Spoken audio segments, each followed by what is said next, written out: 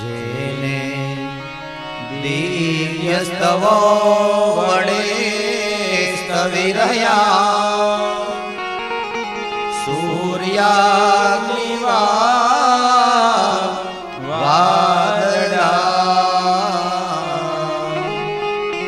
જેના મંત્ર પુરાણ શાસ્ત્ર વચનો ગાયે ઋષિ વ્યાકુળા, જેનું ધ્યાન ધરી સંયમ કરી જેની કરે વંદના,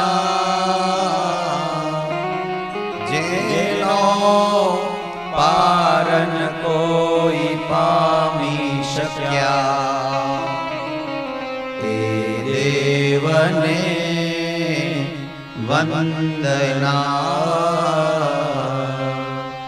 તે દેવને વંદના। શ્રી ભાગવત ભગવાન કી જય। શુકદેવજી મહારાજ કી જય।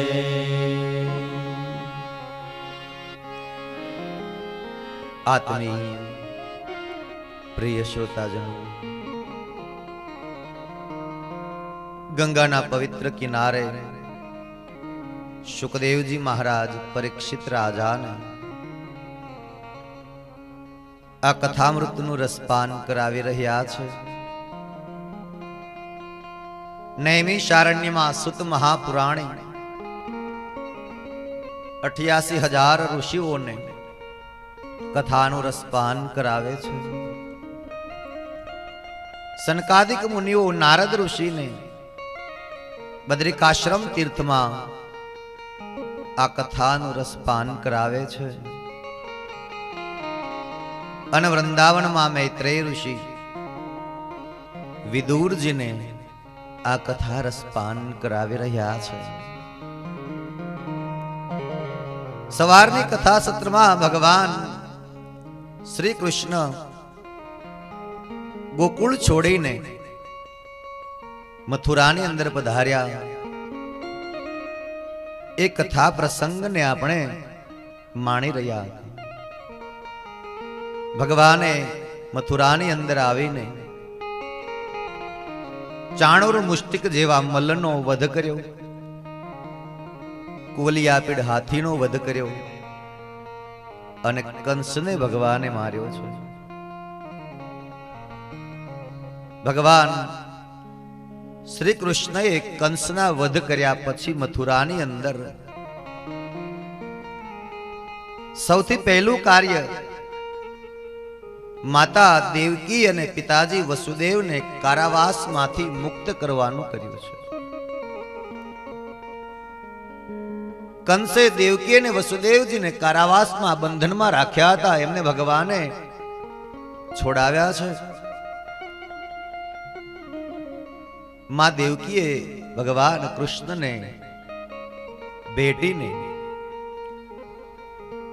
કૃષ્ણની પાસે ક્ષમા માંગી કે કૃષ્ણ અમને ક્ષમા કરજો। ભગવાને કહ્યું કે માં, હું તમારો દીકરો છું, તમારે મારી પાસે શાની ક્ષમા માંગવાની? એટલે માએ કહ્યું કે બેટા, એક માતા પિતાનું એ કર્તવ્ય છે કે બાળકને લાડ પ્યાર આપવા, એને ઉછેરીને મોટું કરવાનું કામ માતા પિતાનું, જે અમે તને ન આપી શક્યા બેટા। ભગવાને કહ્યું કે માં, ક્ષમા તો મારે માગવી જોઈએ કે એક બાળકે માતા પિતાને બાળપણમાં જે પ્યાર આપવો જોઈએ એ હું તમને ન આપી શક્યો, અને આ કંસના કારણે મારે મથુરા છોડી અને ગોકુળ ચાલ્યું જવું પડ્યું। પણ માં, હવે કંસનો વધ થયો છે એટલે ફરી પાછા શુભ શુકનો થશે। ત્યાર પછી ભગવાને ઉગ્રસેન મહારાજને કારાવાસમાંથી મુક્ત કર્યા છે. કંસના પિતા કંસે એના પિતાને પણ બંદીવાન બનાવ્યા અને ઉગ્રસેન મહારાજને કારાવાસમાંથી છોડાવ્યા છે. નગરની અંદર કંસના વધનો ઉત્સવ થયો છે. મથુરાના વાસીઓ ભગવાન કૃષ્ણનો જય જયકાર કરવા લાગ્યા છે કે એક નાનકડા બાળકે કંસને માર્યો, અત્યાચારમાંથી આ પૃથ્વીને બચાવી છે. ભગવાન કૃષ્ણને ઉગ્રસેન મહારાજે રાજ્ય સમર્પિત કરવાની ઘોષણા કરી. ઉગ્રસેન મહારાજે કહ્યું કે પદ્ધતિ મુજબ નિયમ અનુસાર જેનો વિજય થાય એને રાજ્ય સંભાળવાનું હોય. આ મથુરા ઉપર કંસનો વધ કરી અને શ્રી કૃષ્ણનો વિજય થયો છે, માટે આ મથુરાની રાજગાદી હું કૃષ્ણને સમર્પિત કરું છું. પણ ભગવાને ના પાડી છે. ભગવાને કહ્યું કે જ્યાં સુધી ઉગ્રસેન મહારાજની હયાતી છે ત્યાં સુધી આ મથુરાના રાજ્ય સિંહાસનને કોઈ ચલાયમાન ન કરી શકે. એ રાજગાદીનો અધિકાર ઉગ્રસેન મહારાજનો છે. મેં તો માત્ર અધર્મનો વિનાશ કરવાનું પગથિયું ચડ્યો છું, પણ ખરા અધિકારી ઉગ્રસેન મહારાજ છે. માટે આ મથુરાનું રાજ્ય સિંહાસન ઉગ્રસેન મહારાજને આપવામાં આવ્યું. ભગવાન મથુરાના રાજા નથી બન્યા. ભગવાન એ જાણે છે કે જ્યાં હક નથી ત્યાં લેવું નકામું. અનીતિનું જો પ્રાપ્ત થઈ જશે તો કાં તો ટકશે નહીં, કાં તો બુદ્ધિ બગાડશે.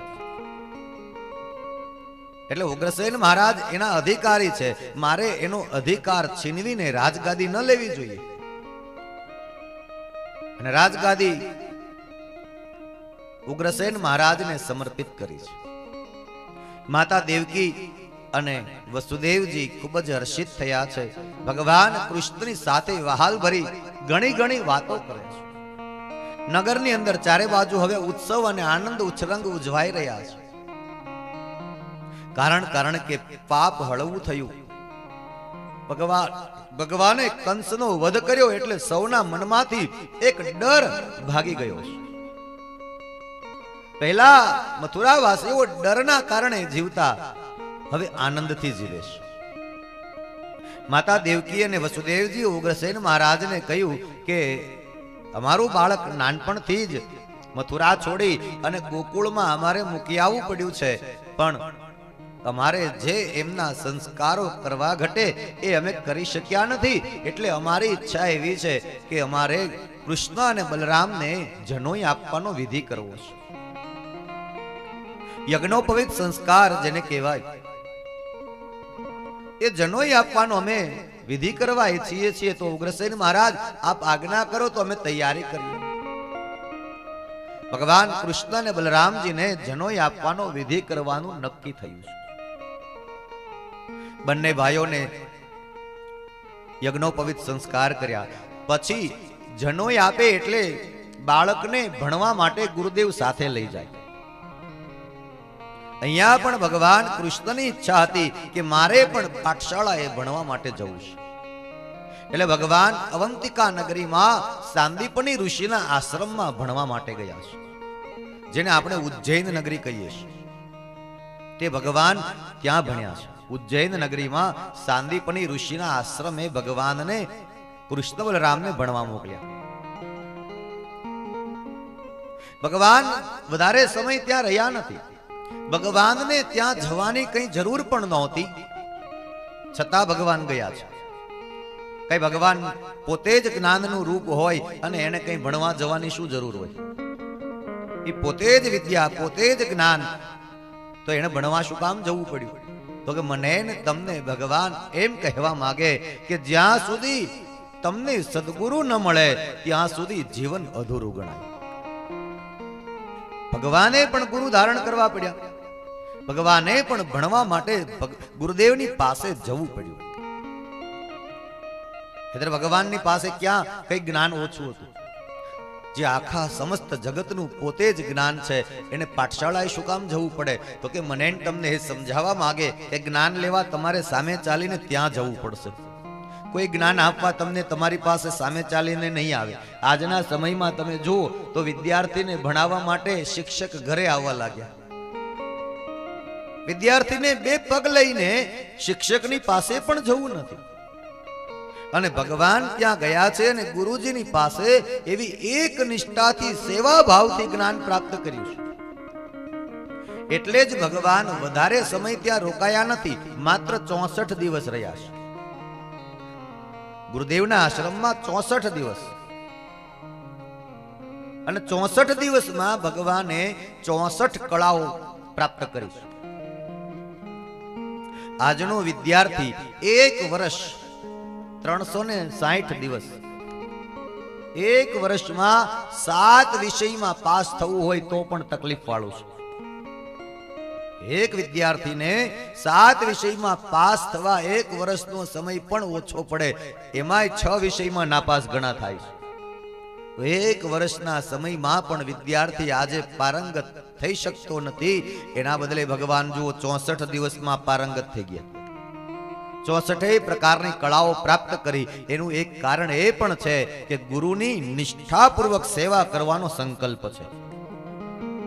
વિદ્યાર્થી ભણવા માટે જાય તો શિક્ષક પ્રત્યે તેની ગુરુની સેવાનો ભાવ હોવો જોઈએ કે આ શિક્ષક જે મને અભ્યાસ કરાવે, જે મને ભણાવે, એ મારા ગુરુ છે.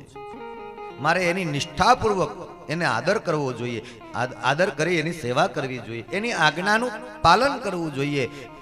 આ ભાવ જ્યારે કેળવાઈ જાય ત્યારે એ ગુરુની સેવાના સંકલ્પ માત્રથી વિદ્યાર્થી પારંગત થઈ જાય.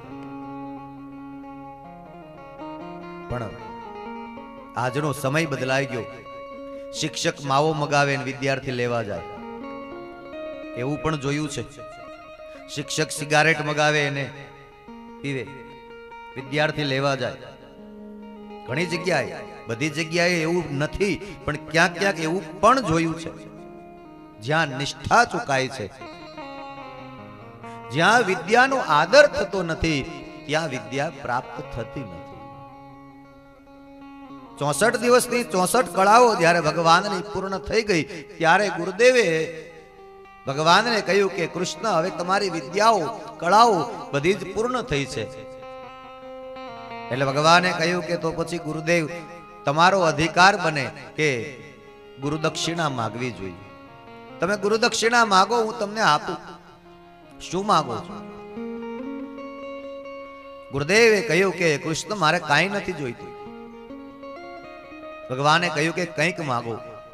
મારું કર્તવ્ય, મારો ધર્મ છે કે મારે તમને દક્ષિણા આપવી જોઈએ. જેની પાસેથી આપણે જ્ઞાન પ્રાપ્ત કરીએ છીએ એ જ્ઞાન દક્ષિણા વગર ન લેવાય. તમે મારા ગુરુદેવ છો એટલે હું આપીશ, તમે માગો. ગુરુદેવે કહ્યું કે ના કૃષ્ણ, હું તમને બરાબર ઓળખું છું. ગુરુ માતાએ કહ્યું કે વારંવાર વારંવાર કયા કરે છે તો માગી લ્યો ને, શું કામ ના પાડો? એટલે ઋષિદેવે કહ્યું, ઋષિવરે કહ્યું કે દેવી, તમે આને ઓળખતા નથી? આ સ્વયં બ્રહ્મ છે. આ કૃષ્ણ કોઈ સાધારણ બાળક આપણે ત્યાં નથી આવ્યો. આ સ્વયં બ્રહ્મ આપણે ત્યાં વિદ્યા પ્રાપ્તિ માટે પધાર્યા છે. અને આનો નિયમ છે કે એની પાસે માગો ત્યારે મળે એવું નથી. જ્યારે પાત્રતા કેળવાઈ જાય તો આ એની મેળાઈ આપે છે. માગવું નથી પડતું. અને એ મારી પાસે વારે વારે કયા કરે છે, માગો માગો. શું એને ખબર નહીં હોય કે કોને કેટલું જોઈએ છે?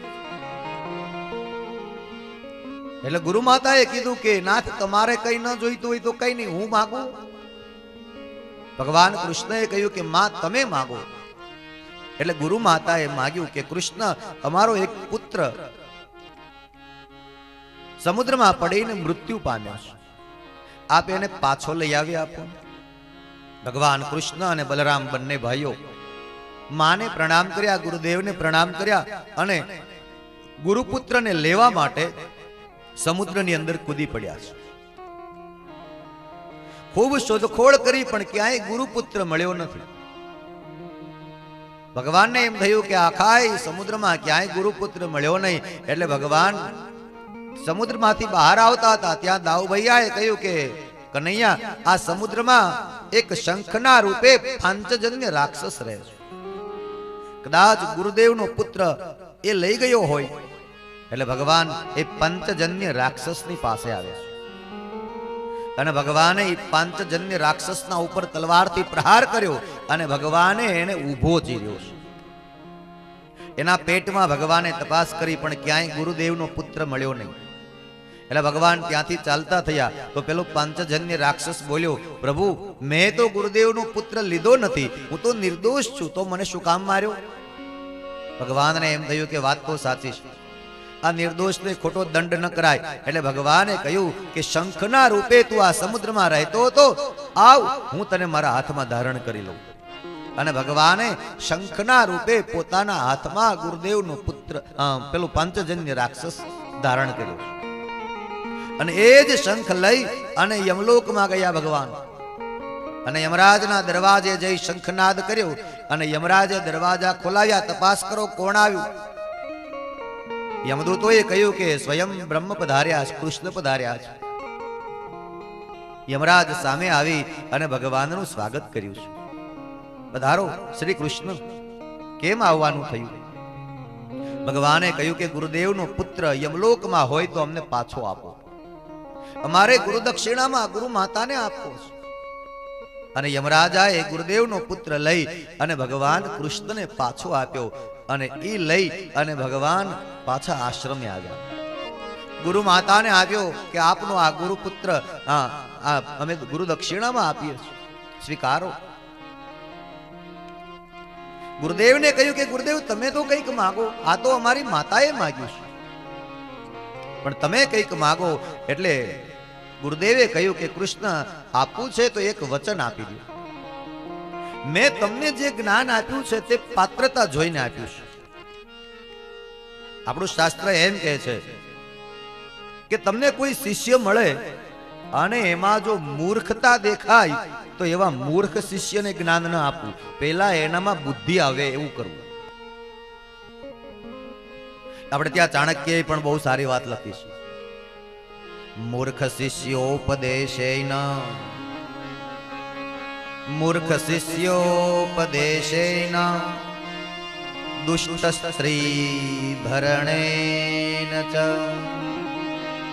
દુઃખિતો સંપ્રયોગેણ પંડિતોપ્યવસીદતિ. મૂર્ખ શિષ્યને જ્ઞાન ન અપાય, મૂર્ખ શિષ્યને ક્યારેય જ્ઞાન ન અપાય અને દુષ્ટ સ્ત્રીનું ક્યારેય ભરણ પોષણ ન કરાય. એનામાં દુષ્ટતા વધતી જાય, એનામાં દુષ્ટતા વધતી જાય અને પરિણામ એ આવે કે પ્રજા વર્ણ સંકર થાય, એનું ભરણ પોષણ ન કરાય. મૂર્ખ શિષ્યોપદેશેન દુષ્ટ સ્ત્રી ભરણેન ચ દુઃખિતો સંપ્રયોગેણ પંડિતોપ્યવસીદતિ. કુપાત્રને ક્યારેય દાન ન અપાય. સમય પહેલા ક્યારેય ભગવાનની પાસે કઈ મગાય નહીં.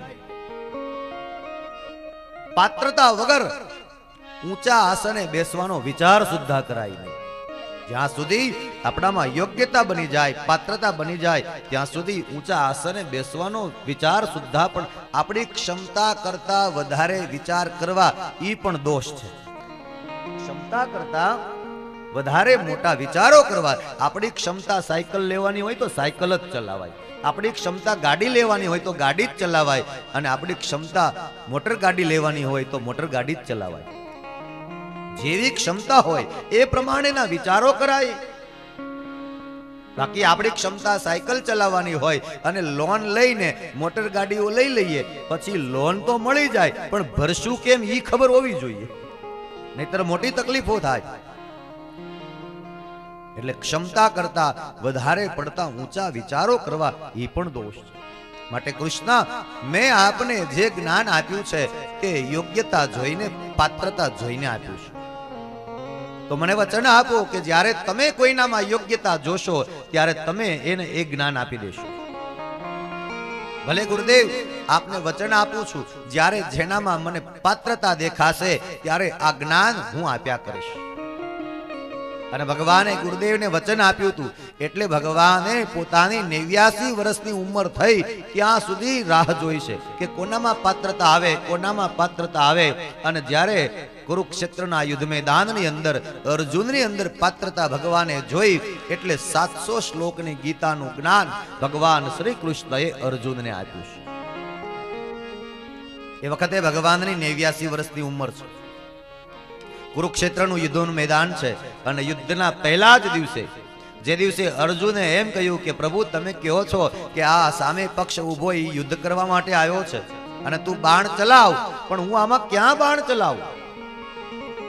આમાં સામે તો કોઈ મારા ગુરુદેવ ઉભા છે, કોઈ ગુરુજીનો દીકરો ઉભો છે, કોઈ મારા ભાઈઓ છે, કોઈ મારા કાકા છે, કોઈ મારા વડીલ છે, જેના ખોળામાં રમી રમીને અમે મોટા થયા છીએ, એ લોકો આજ મારી સામે ઉભા છે. એ વ્યક્તિની સામે મારે યુદ્ધ કેમ કરવું? અને એમને મોટા કર્યા, બાણ કેમ ચડાવવું? ત્યારે ભગવાનને એમ થયું કે હજી આ અર્જુનને એમ છે કે મારું યુદ્ધ કોઈ વ્યક્તિ સામે છે. પણ અર્જુન, તારું યુદ્ધ કોઈ વ્યક્તિ સામે નથી, તારું યુદ્ધ છે અધર્મની સામે. અર્જુન, તું ધર્મના પક્ષે છો અને સામો પક્ષ અધર્મ છે. તારે યુદ્ધ કોઈ વ્યક્તિ ઉપર કરવાનું નથી, તારે યુદ્ધ અધર્મની સામે કરવાનું છે. અને એ જ્ઞાન આપવા માટે ભગવાન પોતાના શ્રી મુખે ગીતા ગાય છે. આ 700 શ્લોકની ગીતાનું જ્ઞાન જો આપણને થઈ જાય તો મને તમને જે મનની અંદર ભ્રમ પેદા થાય છે, શંકાઓ થાય છે અને જીવન જીવતા જીવતા આમ તેમ આડા અવળા માર્ગે આપણે ભટક્યા કરીએ છીએ, એ ભટકવાનું બંધ થઈ જાય. એક મહાત્માએ બહુ સારી વાત કરી હતી કે જો કોઈ વ્યક્તિ ગીતાજીના બતાવ્યા પ્રમાણેના માર્ગે ચાલતો નથી તો એ ભગવાનને નથી છેતરતો, એ પોતાની જાતને જ છેતરે છે. ભગવાનને નથી છેતરતો, પોતાની જાતને છેતરે છે અને અવળે માર્ગે જાતે જ જાય છે. ગીતામાં માર્ગ બતાડ્યો છે, હે જીવ, હે પ્રાણી, આ માર્ગે ચાલો. અને ભગવાન કૃષ્ણ ગુરુદેવને પ્રણામ કરી અને ત્યાંથી મહેલે પધાર્યા છે, મથુરાની અંદર પધાર્યા છે. મથુરાની અંદર ભગવાન આવ્યા એટલે એમનું ભવ્યાતિ ભવ્ય સ્વાગત થયું છે. માં દેવકી વસુદેવજી કૃષ્ણને ભેટી પડ્યા છે. ઉગ્રસેન મહારાજે કૃષ્ણનું સ્વાગત સામયું કરાયું છે. હવે સુખપૂર્વક દિવસો પસાર કરતા કરતા દેવકી વસુદેવજીની સાથે ભગવાન મથુરામાં નિવાસ કરે છે. પણ જ્યારથી ભગવાન મથુરા આવ્યા છે ત્યારથી બસ ઉદાસ ભર્યા કરે છે. ભગવાનનું મન ચિંતિત હોય એવું લાગ્યા કરે, અશાંત મને ભગવાન રહે છે. માં દેવકી જુએ છે કે જ્યારે કૃષ્ણની સામે જોઉં ત્યારે એવું લાગે છે કે કૃષ્ણ કંઈક વિચારોમાં છે, કંઈક એના મનમાં વિચારો ચાલે, કોઈને કહેતા નથી. જરૂર કંઈક ગડમથલ છે, અથવા તો મારાથી કૃષ્ણ બરાબર સચવાતા નહીં હોય. એક દિવસ તો ઘટના એવી બની કે માં દેવકીએ કૃષ્ણને બોલાવ્યા કે કૃષ્ણ જમવા આવો, અને માએ થાળી પીરસી અને કૃષ્ણ જમવા તો આવ્યા, પણ જ્યારે માએ થાળી પીરસી તો જમ્યા નહીં, પ્રણામ કર્યા અને ઊભા થઈ ગયા અને અટારી ઉપર જઈ અને રડવા લાગ્યા. માં દેવકીને પણ રડવું આવ્યું કે કૃષ્ણને જમવા બોલાવ્યા અને જમ્યા નથી. હું ઘણા દિવસથી જોઉં છું કૃષ્ણ ઉદાસ ફર્યા કરે છે. મારાથી કંઈ કહેવાઈ ગયું હશે, એને માઠું લાગ્યું હશે, મારે કંઈક રખાવટમાં, મારા પ્રેમમાં ક્યાંય ખામી રહી ગઈ હશે. કોઈની સાથે પ્રસન્નતાથી વાત કરતા નથી. મેં તો સાંભળ્યું હતું કે ગોકુળમાં ભગવાન કૃષ્ણ સદાય પ્રસન્ન રહેતા, આજે કનૈયો આટલો બધો ઉદાસ ફરે છે, શું કારણ હશે? એટલી વારમાં ભગવાનના પરમ મિત્ર પધારે છે. નામ છે એનું ઉદ્ધવ. ઉદ્ધવ ભગવાનના દૈત સખા છે, પરમ મિત્ર છે. ભગવાનની અને ઉદ્ધવજીની મિત્રતા ભાગવતમાં લખી છે 114 વર્ષની. ભગવાન ગોકુળમાં 11 વર્ષ અને 52 દિવસ રહ્યા છે. અને પછી ભગવાન મથુરા આવ્યા અને ઉદ્ધવની સાથે મિત્રતા થઈ. ત્યારે ભગવાને આ ધરતી છોડી ત્યારે છેલ્લો ઉપદેશ પણ ઉદ્ધવને કરતા ગયા છે. 114 વર્ષ ભગવાન ઉદ્ધવની સાથે મિત્રતાથી રહ્યા. કુલ મળીને ભગવાન આ ધરતી ઉપર 125 વર્ષ રહ્યા છે. એ 125 વર્ષમાં 11 વર્ષ અને 52 દિવસ ભગવાન ગોકુળમાં રહ્યા. અને ઉદ્ધવ આવ્યા એટલે માં દેવકીએ રડતા રડતા કહ્યું, સારું થયું ઉદ્ધવ તું આવી ગયો. ઉદ્ધવે માની સામે જોયું, માં તમે કેમ રડો છો? એટલે માએ કહ્યું કે હું એકલી નથી રડતી ઉદ્ધવ, તારો મિત્ર કનૈયો પણ રડે છે. ક્યાં છે માઈ?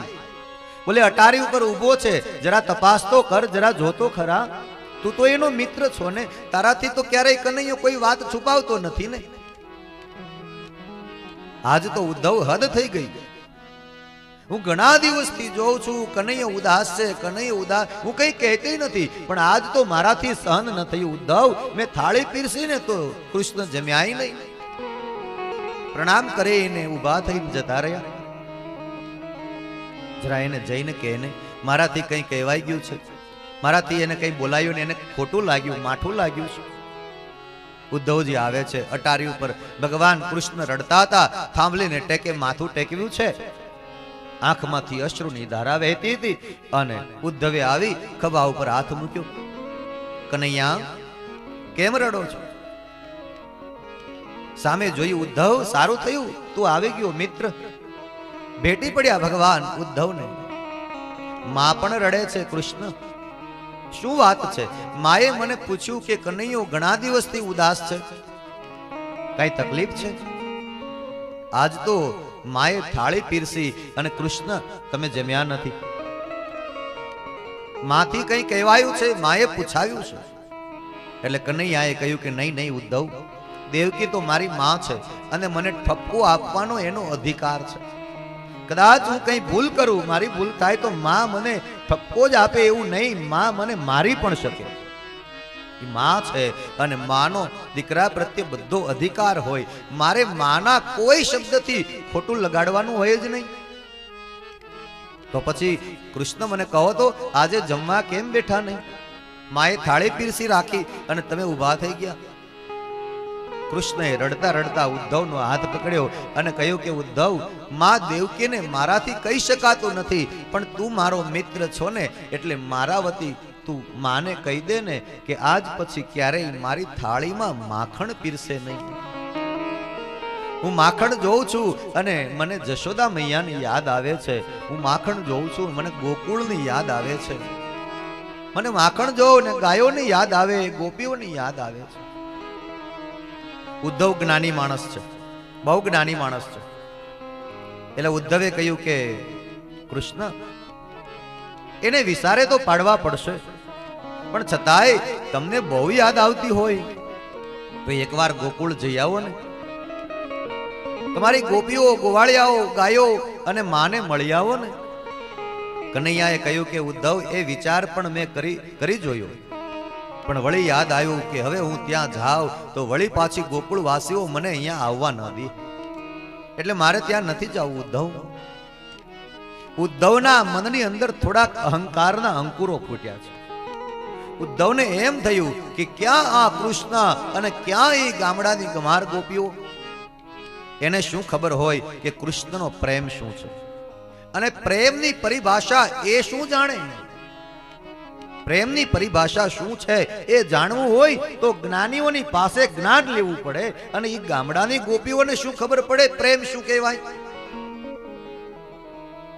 વારંવાર કનૈયાને ઉદ્ધવજી સમજાવવાના પ્રયાસો કરે.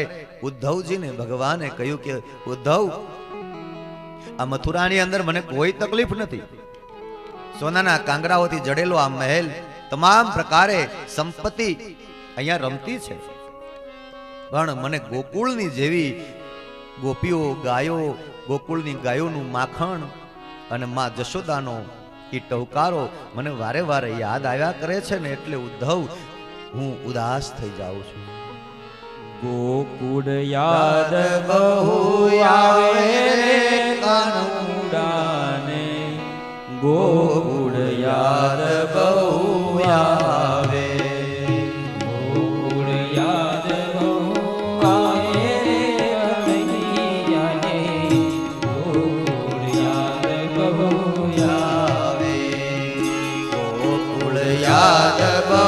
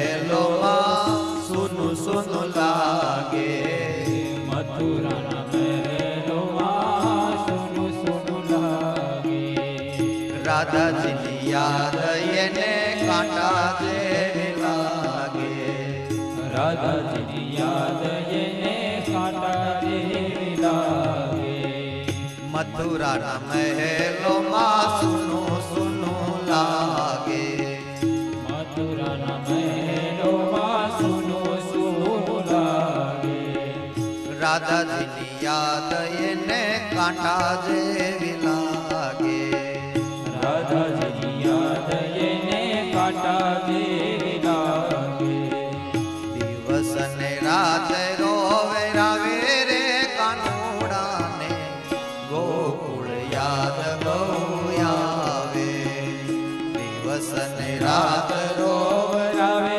રે કાનુડાને ગોકુળ યાદ બહુ આવે ગોકુળ યાદ બહુ આવે રે કાનુડાને ગોકુળ યાદ બહુ આવે ગોકુળ યાદ બહુ આવે રે કાનુડાને ગોકુળ યાદ બહુ આવે જય શ્રી કૃષ્ણ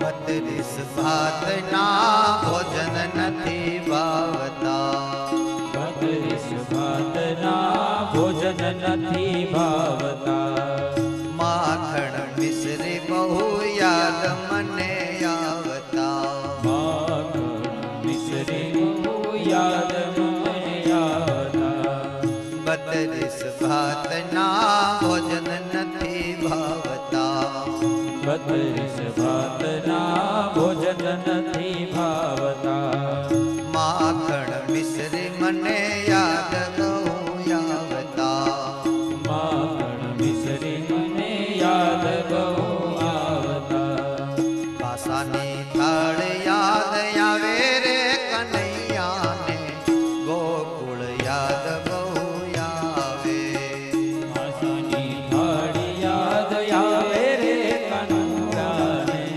ગોકુળ યાદ બહુ આવે કાસાની થાળી યાદ આવે રે કનૈયાને ગોકુળ યાદ બહુ આવે આસાની થાળી યાદ આવે રે કાનુડાને ગોકુળ યાદ બહુ આવે ગોકુળ યાદ બહુ આવે રે કનૈયાને ગોકુળ યાદ બહુ આવે ગોકુળ યાદ બહુ આવે રે કનૈયાને ગોકુળ યાદ બહુ આવે જય શ્યામ તાળીઓ પાડતા મેં બરાબર શીખવાડ્યું છે અગાઉ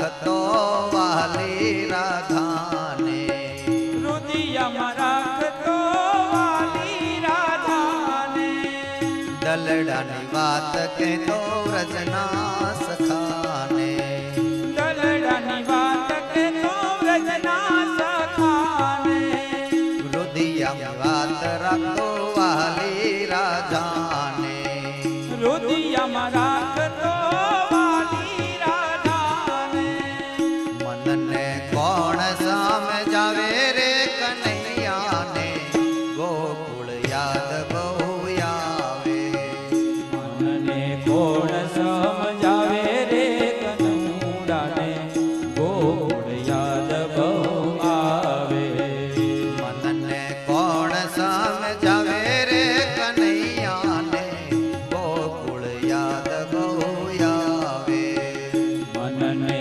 કોણ સમજાવે રે કનૈયાને ગોકુળ યાદ બહુ આવે ગોકુળ યાદ બહુ આવે રે કાનુડાને ગોકુળ યાદ બહુ આવે ગોકુળ યાદ બહુ આવે રે કનૈયાને ગોકુળ યાદ બહુ આવે જય હો. પાછી તાલીઓ બંધ થઈ ગઈ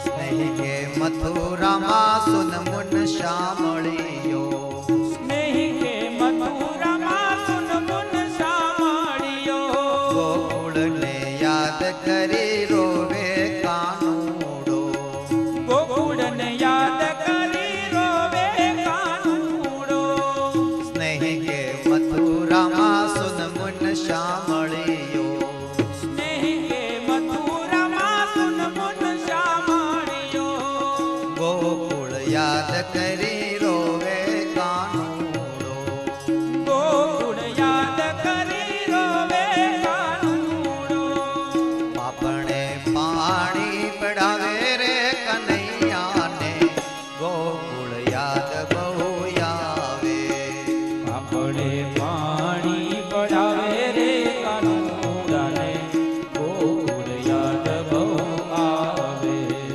પાપણે પાણી પડાવે રે કનૈયાને ગોકુળ યાદ બહુ આવે આપણે પાણી પડાવે રે કાનુડાને ગોકુળ યાદ બહુ આવે ગોકુળ યાદ બહુ આવે રે કનૈયાને ગોકુળ યાદ બહુ આવે ગોકુળ યાદ બહુ આવે રે કાનુડાને ગોકુળ યાદ બહુ આવે આવે મથુરા માનવ ભાવે રે કનૈયાને ગોકુળ યાદ બહુ આવે મથુરા માનવ ભાવે રે કનૈયાને ગોકુળ યાદ બહુ આવે ગોકુળ યાદ બહુ આવે ગોકુળ યાદ બહુ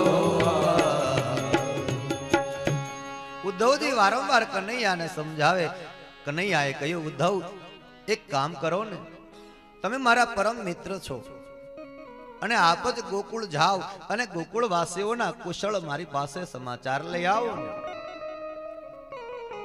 ઉદ્ધવજીએ કહ્યું ભલે કૃષ્ણ હું ગોકુળ જઈશ ગોકુળ વાસીઓના કુશળ લઈ આવું અને ઉદ્ધવજી મથુરાથી ગોકુળ તરફ જવા માટે નીકળે છે પણ ઉદ્ધવજીના મનની અંદર હજી અહંકાર છે કે એ ગામડાની ગમાર ગોપીઓને કૃષ્ણના પ્રેમની શું ખબર હોય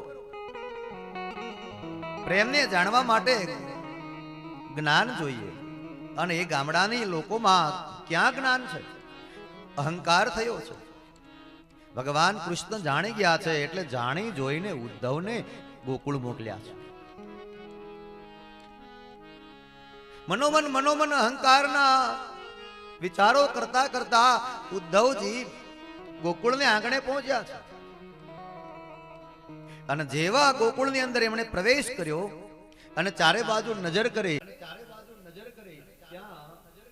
આંગણે કોઈને કોઈ ઉત્સવ થતો હોય. કોઈ ગોપી પોતાના ઘરના આંગણે ગાયના છાણથી લીપણ કરે, કોઈ વળી રંગોળી બનાવે છે, કોઈ ફૂલડાની માળાઓ લટકાવે છે, કોઈ શૃંગાર કરે છે, કોઈ નાચે છે, તો કોઈ ગાય છે. જાણે એવું લાગે છે કે ગોકુળમાં કંઈક ઉત્સવ હશે. એટલે ઉદ્ધવને ઓર અભિમાન વધ્યું કે આ ગોપીઓ માટે કનૈયો મથુરામાં રડ્યા કરે છે અને આ ગોપીઓના મનમાં તો કાંઈ જ નથી. જ્યાં નજર કરે ત્યાં ગીતો ગણગણાટ કરતી ગોપીઓ આમ તેમ ફરતી હોય, માથું ડોલાવતી હોય. પ્રસન્નતાથી ચારે બાજુ ગોકુળનું વાતાવરણ જોયું. ગૃહે ગૃહે ગોપવધૂ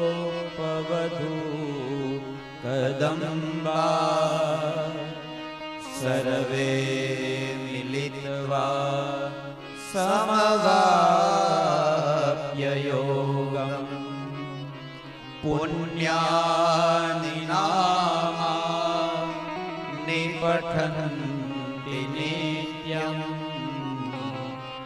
ગોવિંદ દામોદર માધવેતી ગોવિંદ દામોદર માધવેતી. ઉદ્ધવને અભિમાન વધ્યું એટલે એક ગોપીને ઉદ્ધવે પૂછ્યું કે ગોકુળમાં કઈ ઉત્સવ છે? એટલે ગોપીએ કહ્યું કે ના, કઈ ઉત્સવ નથી. તો કે તમે તમારા ઘરને આમ શણગારો છો, કોઈ લીપણ કરો, કોઈ ફૂલડાની માળા લટકાવો, કોઈ શણગાર કરો, કોઈ રંગોળી પૂરો, આ બધું શું કામ? એટલે ગોપીઓએ જવાબ આપ્યો કે મહારાજ, અમારા કૃષ્ણ જ્યારે ગોકુળ છોડીને ગયા ને ત્યારે એ કહીને ગયા છે કે એકવાર જરૂર પાછો આવીશ, પણ અમે એને પૂછ્યું નહીં કે ક્યારે પાછો આવશે. એટલે સવારે અમે જાગીએ ત્યારે એમ લાગે કે આજે કૃષ્ણ આવશે, એટલે દરરોજ સવારે જાગીને સૌથી પહેલા અમે અમારા ઘરને શણગારી લઈએ છીએ કે આજ કૃષ્ણ આવે, આજ કૃષ્ણ આવે, આજ કૃષ્ણ આવે. અને કૃષ્ણની રાહ જોતી જોતી અમારું આંગણું સુશોભિત કરીએ, કારણ કે અમારો કનૈયો જ્યારે અમારા ઘરે આવે અને અમારા ઘરે ગમે તેવું ભર્યું હોય, ગમે તેવું પડ્યું હોય તો એને ગમતું નહીં. એટલે દરરોજ અમારા કનૈયાની રાહ જોતી અમારા ઘરને આવી જ રીતે અમે શણગારી લઈએ છીએ. ત્યારે ઉદ્ધવનું અભિમાન પીગળ્યું છે. વાહરે ગોપીઓ, આજ મને સમજાણું કે પ્રેમ કરવા માટે જ્ઞાનની જરૂર નથી. પ્રેમની એવી કોઈ પરિભાષા નથી. જ્ઞાની હોય તો જ પ્રેમ થાય એવું નથી. ગામડાની ગમાર ગોપીઓ, તમે કૃષ્ણને ખરો પ્રેમ કર્યો એની મને આજ ખબર પડી. કારણ કે પ્રેમની કોઈ ભાષા નથી કે હું પ્રેમી છું, હું પ્રેમ કરું છું, એવું કંઈ કહેવાની જરૂર નથી. એનું વિચાર, એના વાણી, એના વર્તન એ બતાવે કે આ કોઈ પ્રેમી માણસ છે. શું હાલ થયા છે પ્રેમીના, કહેવાની કશી જરૂર નથી. એ હાલ જ એના કહી દેશે, સેથી માં સિંદૂર નથી.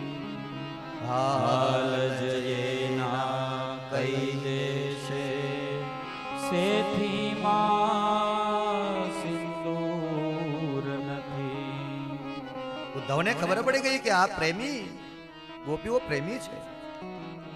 મેં અગાઉ કહ્યું હતું કે ઘણીવાર જીવનમાં તમે અનુભવ્યું હશે, જોયું હશે, સાંભળ્યું હશે અને માણ્યું હશે કે વેદ ભણેલા પાછળ પડ્યા રહે અને વેદનાઓ વેઠી હોય પાર ઉતરી ગયા હોય.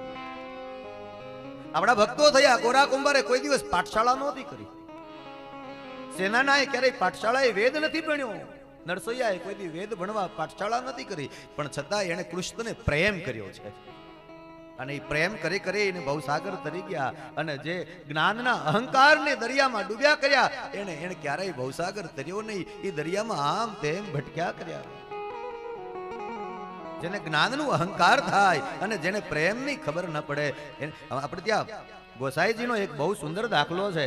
એની પાસે કોઈક શિષ્યએ આવીને એમ કીધું કે મને શિષ્ય બનાવો. કોઈ ભક્તે આવીને કીધું કે મને શિષ્ય બનાવો. એટલે ગોસાઈજીએ સૌથી પહેલા એવો પ્રશ્ન કર્યો કે તમે કોઈ દી કોઈને પ્રેમ કર્યો છે? બોલે મને પ્રેમની પરિભાષાની ખબર નથી, હું પ્રેમ ન કરી શકું. બોલે તમે જો પ્રેમ ન કરી શકો તો તમે મારા શિષ્ય બનવાના અધિકારી નથી. જો તમે કોઈને પ્રેમ ન કરી શકતા હો તો તમે કૃષ્ણમાં પ્રેમ કેમ જાગૃત કરશો? અને જ્યાં સુધી કૃષ્ણમાં પ્રેમ ન થાય ને ત્યાં સુધી એકલા જ્ઞાનથી કૃષ્ણ મળતો નથી. એકલા જ્ઞાનથી કૃષ્ણ મળતો નથી. ગીતાકારે એમ કીધું કે જ્ઞાની ભક્ત મને બહુ પ્રિય છે. જ્ઞાની ભક્ત મને બહુ પ્રિય છે, એમાં કોઈ સંદેહ નથી. પણ જો એ જ્ઞાની ભક્તને પ્રેમ કરતા ન આવડતું હોય તો હું એને મળતો નથી. એ જ્ઞાની ભક્તને પ્રેમ કરતા ન આવડે તો ભગવાન એને મળતા નથી. એટલે વળી પાછું ઉદ્ધવે અહીંયા ગોપીઓને એમ પૂછ્યું કે મારે નંદબાબાના ઘરે જવું છે, કોઈ મને રસ્તો બતાવશો? એટલે કહ્યું કે આ જે પાણીનો રેલો ચાલ્યો આવે છે એના કિનારે કિનારે ચાલ્યા જાઓ. બોલે આ પાણીનો રેલો નંદબાબાના આંગણે જ પહોંચે છે. ઉદ્ધવજીએ પૂછ્યું કે આ પાણીનો રેલો નંદબાબાને આંગણે કેમ? બોલે જ્યારે જ્યારે કૃષ્ણ અમને યાદ આવે છે ને ત્યારે ત્યારે અમે નંદબાબાના ઘેરે જઈએ છીએ અને અમે એકવાર કૃષ્ણને યાદ કરીને રડી લઈએ છીએ. અને જ્યારે રડીએ છીએ ને ત્યારે આ ગોકુળ વાસીઓની આંખમાંથી જે રેલો નીકળ્યો આંસુડાનો, આ એનો રેલો છે. અને ઉદ્ધવજી ત્યાં પહોંચે છે. નંદબાબાને ખબર પડ્યા કૃષ્ણના પરમ મિત્ર પધાર્યા છે, આવકાર આપ્યા છે. સૌ કોઈ સામે એકબીજાને કુશળ સમાચારો પૂછવા લાગ્યા અને જોત જોતામાં આખા ગોકુળમાં સમાચાર ફેલાઈ ગયા કે કૃષ્ણના કોઈ પરમ મિત્ર પધાર્યા છે. એટલે આખો એ ગોકુળનો સમાજ નંદબાબાના આંગણે ભેગા થયા અને કૃષ્ણની વાતો કરવા લાગ્યા. માં જશોદાજી આગળ આવીને બેસી ગયા. ઉદ્ધવને કહે છે, ઉદ્ધવ, મેં સાંભળ્યું કૃષ્ણએ અહીંથી મથુરા જઈને પેલા હાથીને માર્યો, ચાણુર અને મુષ્ટિક જેવા મલ્લની સાથે યુદ્ધ કર્યું અને કંસને પણ માર્યો. એ બધી કથા મને કહો. અને ઉદ્ધવજી એ બધી વાતો કરે છે મા પાસે. માએ પૂછ્યું કે મારો કનૈયો મને યાદ કરે છે? ઉદ્ધવજીએ કહ્યું, માં યાદ તો એને કરવાના હોય ને જે ભૂલાયા હોય. માં તમે તો ભૂલાયા જ નથી, ગોકુળ ભૂલાયું જ નથી કનૈયાને. માં આજે તો માં દેવકીએ થાળી પીરસી તો કનૈયો જમ્યો નથી, માત્ર પ્રણામ કરીને ઊભો થઈ ગયો. જ્યારે મેં પૂછ્યું તો એણે ના પાડી કે હવે કહી દો માં દેવકીને કે મારી થાળીમાં ક્યારેય માખણ ન પીરસે. માં તમે જાણો છો કૃષ્ણ હવે માખણ નથી ખાતા. કારણ કે માખણ જોવે એને કૃષ્ણને તમે યાદ આવી જાઓ, એને ગાયો યાદ આવી જાય. બહુ બધી વાતો થઈ એટલે ભગવાને એક પછી એક જે સંદેશાઓ આપ્યા હતા એ ઉદ્ધવજીએ ગોકુળવાસીઓની સામે રજૂ કર્યા. ગોપીઓ બહુ આનંદિત થઈ, ગોકુળવાસીઓ હર્ષિત થયા. પણ પછી ઉદ્ધવ બોલ્યા, વૈસે મેં કહ્યું હતું કે એ ભાગવતજીની અંદર ક્યાંય રાધાજીના નામનો પ્રત્યક્ષ ઉલ્લેખ નથી, પણ ક્ષેપક પ્રસંગોમાં એવા ઉલ્લેખો મળે કે ઉદ્ધવજીએ એમ કહ્યું કે માં એક વ્યક્તિ માટે કનૈયાએ અલગથી સંદેશો આપ્યો છે. એક વ્યક્તિ માટે અલગથી સંદેશો છે. એટલે માએ પૂછ્યું કે કોના માટે? ત્યાં ગોપીઓનું ટોળું બેઠું હતું. વચમાંથી એક ગોપી હાથ અદ્ધર કર્યો, એ હા મને ખબર છે કોણ હોય, પેલી વૃષભાનું દુલારી રાધા, એના માટે જ સંદેશો હશે અલગથી. એ કનૈયાને બહુ વધારે પ્રેમ કરે, કનૈયો એને વધારે પ્રેમ કરે, અને અમારા પ્રેમમાં તો ન જાણે કંઈક ખામી આવી તો અમને છોડીને ચાલ્યો ગયો. ઉદ્ધવે કહ્યું કે હા માં, રાધાને માટે સંદેશ, રાધા ક્યાં છે? માએ કહ્યું કે જ્યારથી કૃષ્ણ ગોકુળ છોડીને ગયા છે ત્યારથી વૃંદાવનના વનની અંદર ક્યાંક ને ક્યાંક ફર્યા કરે છે. ક્યાંક વૃંદાવનના વનની અંદર કોઈ વૃક્ષની નીચે બેઠી બેઠી કનૈયાની સાથે એકલી એકલી વાતો કરતી હશે. ઉદ્ધવે કહ્યું કે માં, હું એનો સંદેશો આપી આવું. અને રાધાનો સંદેશો આપવા માટે ઉદ્ધવ વૃંદાવનના વનની અંદર ગયા. કોઈને પૂછ્યું કે ક્યાંય રાધાને જોઈ?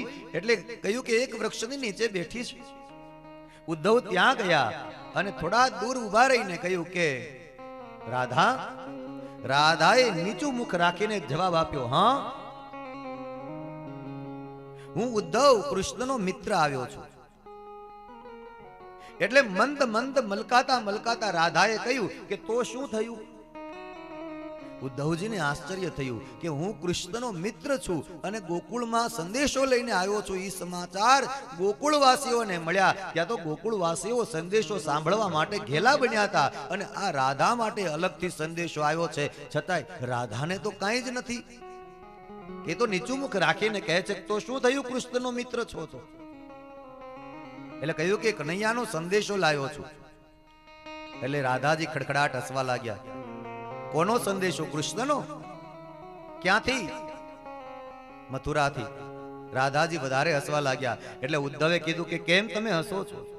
એટલે રાધાજીએ કહ્યું કે ઉદ્ધવ, સંદેશા તો એના લઈ આવવાના હોય જે દૂર ગયા હોય. કૃષ્ણ મારાથી દૂર થયા જ નથી, તો સંદેશા કોના? ઉદ્ધવે કહ્યું કે રાધા, કૃષ્ણ તો મથુરા છે. વળી રાધા ખડખડાટ હસતા કહેવા લાગ્યા, એ ઉદ્ધવ, જરા ઈધર આવો. દેખો, હમણાં જ કૃષ્ણ મારી પાસે બેઠા હતા અને અહીંયા અમે બે વાતો કરતા હતા. થોડી વારમાં એ ગયા અને તમે આવ્યા. બસ આટલી જ વાર લાગી. તમે એના મિત્ર છો ને? બોલે હા. તો પછી જુઓ, અહીંયા માટીમાં નજર કરો, કનૈયાના પગલા તમને દેખાશે. હમણાં જ મારી સાથે અહીંયા બેઠો હતો, વાતો કરતો હતો. દરરોજ યમુના કિનારે જાવ તો મને બેડું ચડાવવા ત્યાં આવે છે. અને આજે તું એમ કહે છો ઉદ્ધવ કે હું કનૈયાનો સંદેશો લઈને આવ્યો. હું કેમ માનું? દરરોજ અમે અહીંયા આવીએ છીએ, સાથે બેસીને વાતો કરીએ છીએ અને કૃષ્ણ દરરોજ યમુના કિનારે મને બેડું ચડાવવા આવે અને તું મથુરાથી સંદેશો કેવી રીતે લાવી શકે? અને ઉદ્ધવે જ્યાં માટીમાં નજર કરી ત્યારે કનૈયાના પગલા જોયા. ઉદ્ધવ સમજી ગયો કે ये राधा नहीं, कन्हैया की प्रेम की धारा है. રાધા નથી, આ કૃષ્ણના પ્રેમની ધારા છે. આ જ સાચો પ્રેમ છે. ઉદ્ધવ આવ્યા છે પાછા મા પાસે. માને આવીને કહ્યું કે માં, હવે મારે જલ્દી મથુરા જવું છે. મને જવાની આજ્ઞા આપો. એટલે મથુરા જાઓ તો કનૈયાને સંદેશો પાછો પહોંચાડો ગોકુળનો. ભલે. હવે માએ એને રોક્યા નથી, કારણ કે માં પણ એ જ ઈચ્છે છે કે જલ્દી કનૈયા સુધી ગોકુળનો સંદેશો પહોંચી જાય. એટલે માએ એને રજા આપી. પણ પાછી જતા જતા માએ એક વાત કરી કે કનૈયાને કહેજો કે એક વાર મને એ કહીને ગયો છે કે માં હું પાછો તો આવીશ જ. તો ક્યાંક એનું વચન ચૂકી તો નથી ગયો ને? એ ક્યાંક ભૂલી તો નથી ગયો ને? એ પાછો આવીશ એવું એમણે કહ્યું હતું, પણ અમે એને પૂછ્યું જ નહીં કે ક્યારે પાછો આવીશ. એટલે અમે એની રાહ જોઈએ છીએ. મારા વતી એને એટલું પૂછજો ને કે માએ કીધું છે કે તું વચન આપીને આવ્યો છો તો ક્યારે પાછું ગોકુળ જવાનું છે?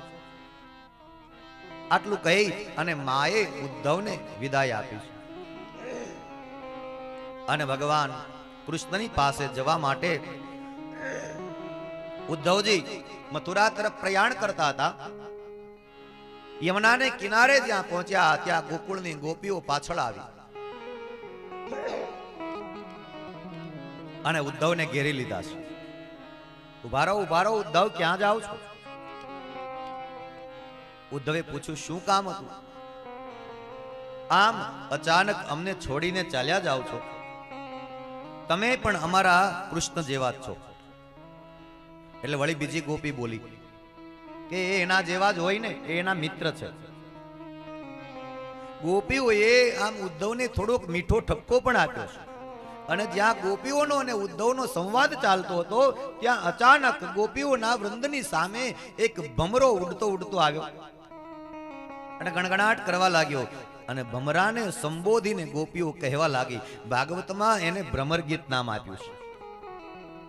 અગાઉ આપણે ઘણા બધા ભાગવતના ગીતો જોઈ ગયા છે. ભગવાને વેણુનાદ કર્યો, એને ભાગવતમાં વેણુ ગીત કીધું છે. ગોપીઓએ વિરહની વ્યાકુળતામાં કનૈયાને વૃંદાવનમાં શોધ કરી એ ગીતને ભાગવતમાં ગોપી ગીત કહ્યું છે. કનૈયાની રાહ જોતી જોતી ગીતો ગાતી અને સાંજ પડે કનૈયો ગાયો ચરાવીને ઘરે આવે અને કનૈયાને જોઈને જે બે બે સખીઓના વૃંદમાં ગીતો ગવાતા એને યુગલ ગીત કીધું છે. અને અહીંયા ભમરાને સંબોધીને ગોપીઓએ એમ કીધું, એ ભમરા, તું એ ચાલ્યો જા, તું અમારા કૃષ્ણ જેવો જ છે. કનૈયા મારે તારામાં વૈસે કઈ ફરક છે જ નહીં. તમે બધા મૂળ તો મિત્રો છો ને, બધા એક સરખા જ હશો. જુઓ આ કનૈયાનો મિત્ર ઉદ્ધવ એ આવ્યો, અમારી પાસે બેસી થોડી મીઠી વાતો કરી, હવે છોડીને ચાલ્યો ગયો. જેવી એની વાતોમાં અમને પ્રેમ વધતો ગયો એમ અચાનક એને છોડી દીધા. અને એ જ કામ કનૈયાએ કર્યું. જેમ અમારો કૃષ્ણનો પ્રેમ બંધાઈ ગયો અને એક તાતણો જોડાઈ ગયો, ત્યારે કૃષ્ણ અમને છોડીને ચાલ્યો ગયો. અને ભમરા તું એ કનૈયા જેવો છે. જો ને કનૈયો પણ ગીતો ગાતો અને તું પણ ગીતો ગાય છે. કનૈયાને પણ શ્યામ રંગનું મુખ હતું, તારે પણ હે ભમરા શ્યામ મુખ છે. કનૈયો પણ પીળું પિતાંબર પહેરતો, ભમરા તારે પણ પીળી પાંખો છે. કનૈયો પણ ગીતો ગાઈને ઉડી ગયો અને તુંય હમણાં ભમરા ઉડી જવાનો, ક્યાં કઈ કાયમ તું રહેવાનો છો. પણ હે ઉદ્ધવ એક વાત સાંભળી લો, કનૈયાને અમારા વતી એટલું તો કહેજો કે તમે અમારાથી એક ઘડી પળ પણ જો દૂર થયા હો તો એક તીક્ષ્ણ અણીવાળું બાણ કોઈએ હૃદયમાં માર્યું હોય અને જે પીડા કે વેદના થાય ને એ વેદનાનો અમે અનુભવ કરતી. હવે મથુરા ચાલ્યા ગયા અને આટલા દિવસો વીતી ગયા, છતાંય અમારી પાસે સંભાળ લેવા આવ્યો નથી. તો ક્યારેય વિચાર કર્યો છે કે આ ગોપીઓને શું દર્દ થતું હશે, શું પીડા થતી હશે? ક્યારેય કનૈયાને કહેજો કે એનો વિચાર સુદ્ધા પણ કર્યો છે. અને એ પીડા તો કોણ જાણે? જેને દર્દ થયું હોય, જેને પીડા થતી હોય એને જ ખબર હોય ને કૃષ્ણને શું ખબર હોય? દર્દ જે હોય છે દિલમાં, એ આવી બાર બોલે છે, આવી વાર બોલે છે. દર્દ જે હોય છે દિલમાં, આવી વાર બોલે છે, એ આવી વાર બોલે છે. રહે છે મૌન આંખો તો,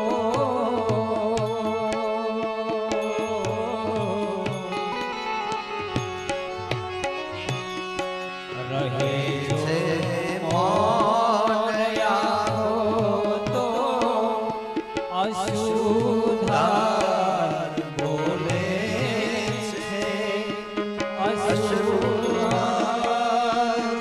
બોલે છે. એ હોય છે દિલમાં, આવી વાર બોલે છે, આવી વાર બોલે છે. ઉદ્ધવ જ્ઞાની છે ને, એટલે ગોપીઓ એને સંકેત આપે છે કે તમે જ્ઞાનીઓ પ્રેમની પરિભાષાને શું જાણો? દર્દ જે હોય છે દિલમાં એ આવી બહાર બોલે છે. રહે જો મૌન આંખો તો અશ્રુધાર બોલે છે. અમે ઘણું મૌન રહેવાના પ્રયાસો કરીએ. એ કનૈયાની વાતો, કનૈયાનો ઠપકો કોઈને નથી કેવું, કોઈની સાથે કાંઈ કેવું નથી, પણ નથી કેવું છતાંય અમારી આંખોના આંસુ બોલી જાય છે કે અમારો પ્રેમ કૃષ્ણ સાથેનો કેવો છે. અને એ કૃષ્ણ શું જાણે? તમે તો જ્ઞાની માણસો છો ને, તો ઉદ્ધવ જરા વિચાર કરજો, કનૈયાને કહેજો.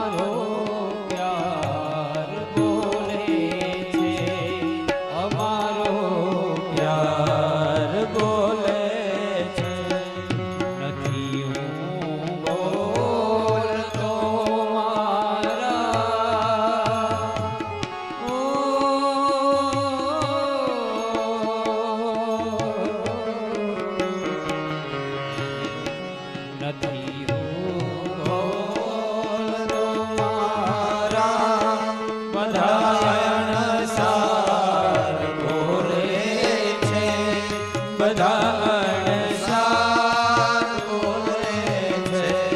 દર્દ જે હોય છે દિલમાં આવી વાર બોલે છે આવી વાર બોલે છે.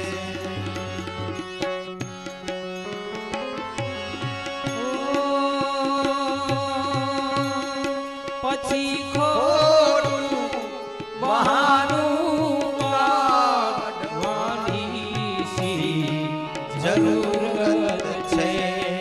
પછી ખોટું બહાનું કાઢવાની શી જરૂરત છે. પછી ખોટું બહાનું કાઢવાની શી જરૂરત છે. તમે મોજૂદ છો ઘરમાં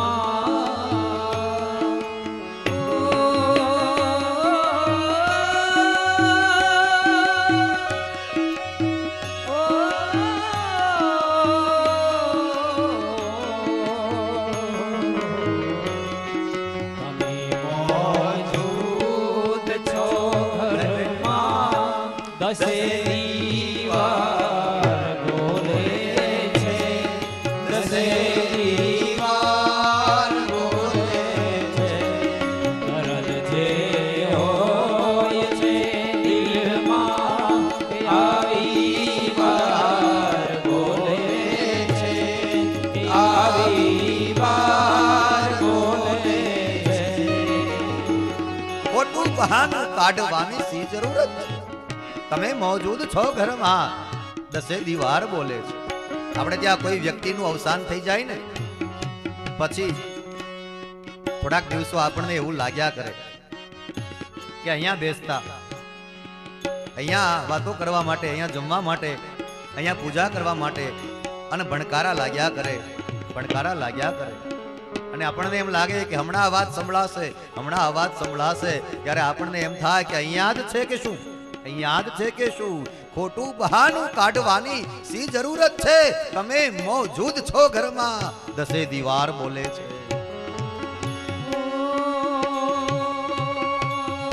તમારી યાદ આવે છે મનોમન વાત થાય છે. તમારી યાદ આવે છે મનોમન વાત થાય છે. તમારી યાદ આવે છે મનોમન વાત થાય છે.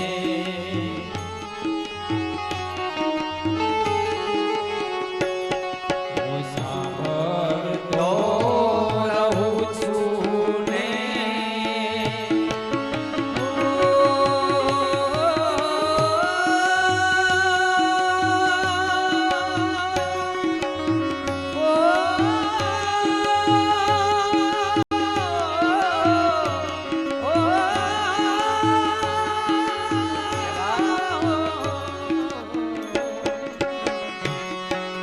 સાંભળતો રહું છું ને હૃદય ધબકાર બોલે છે.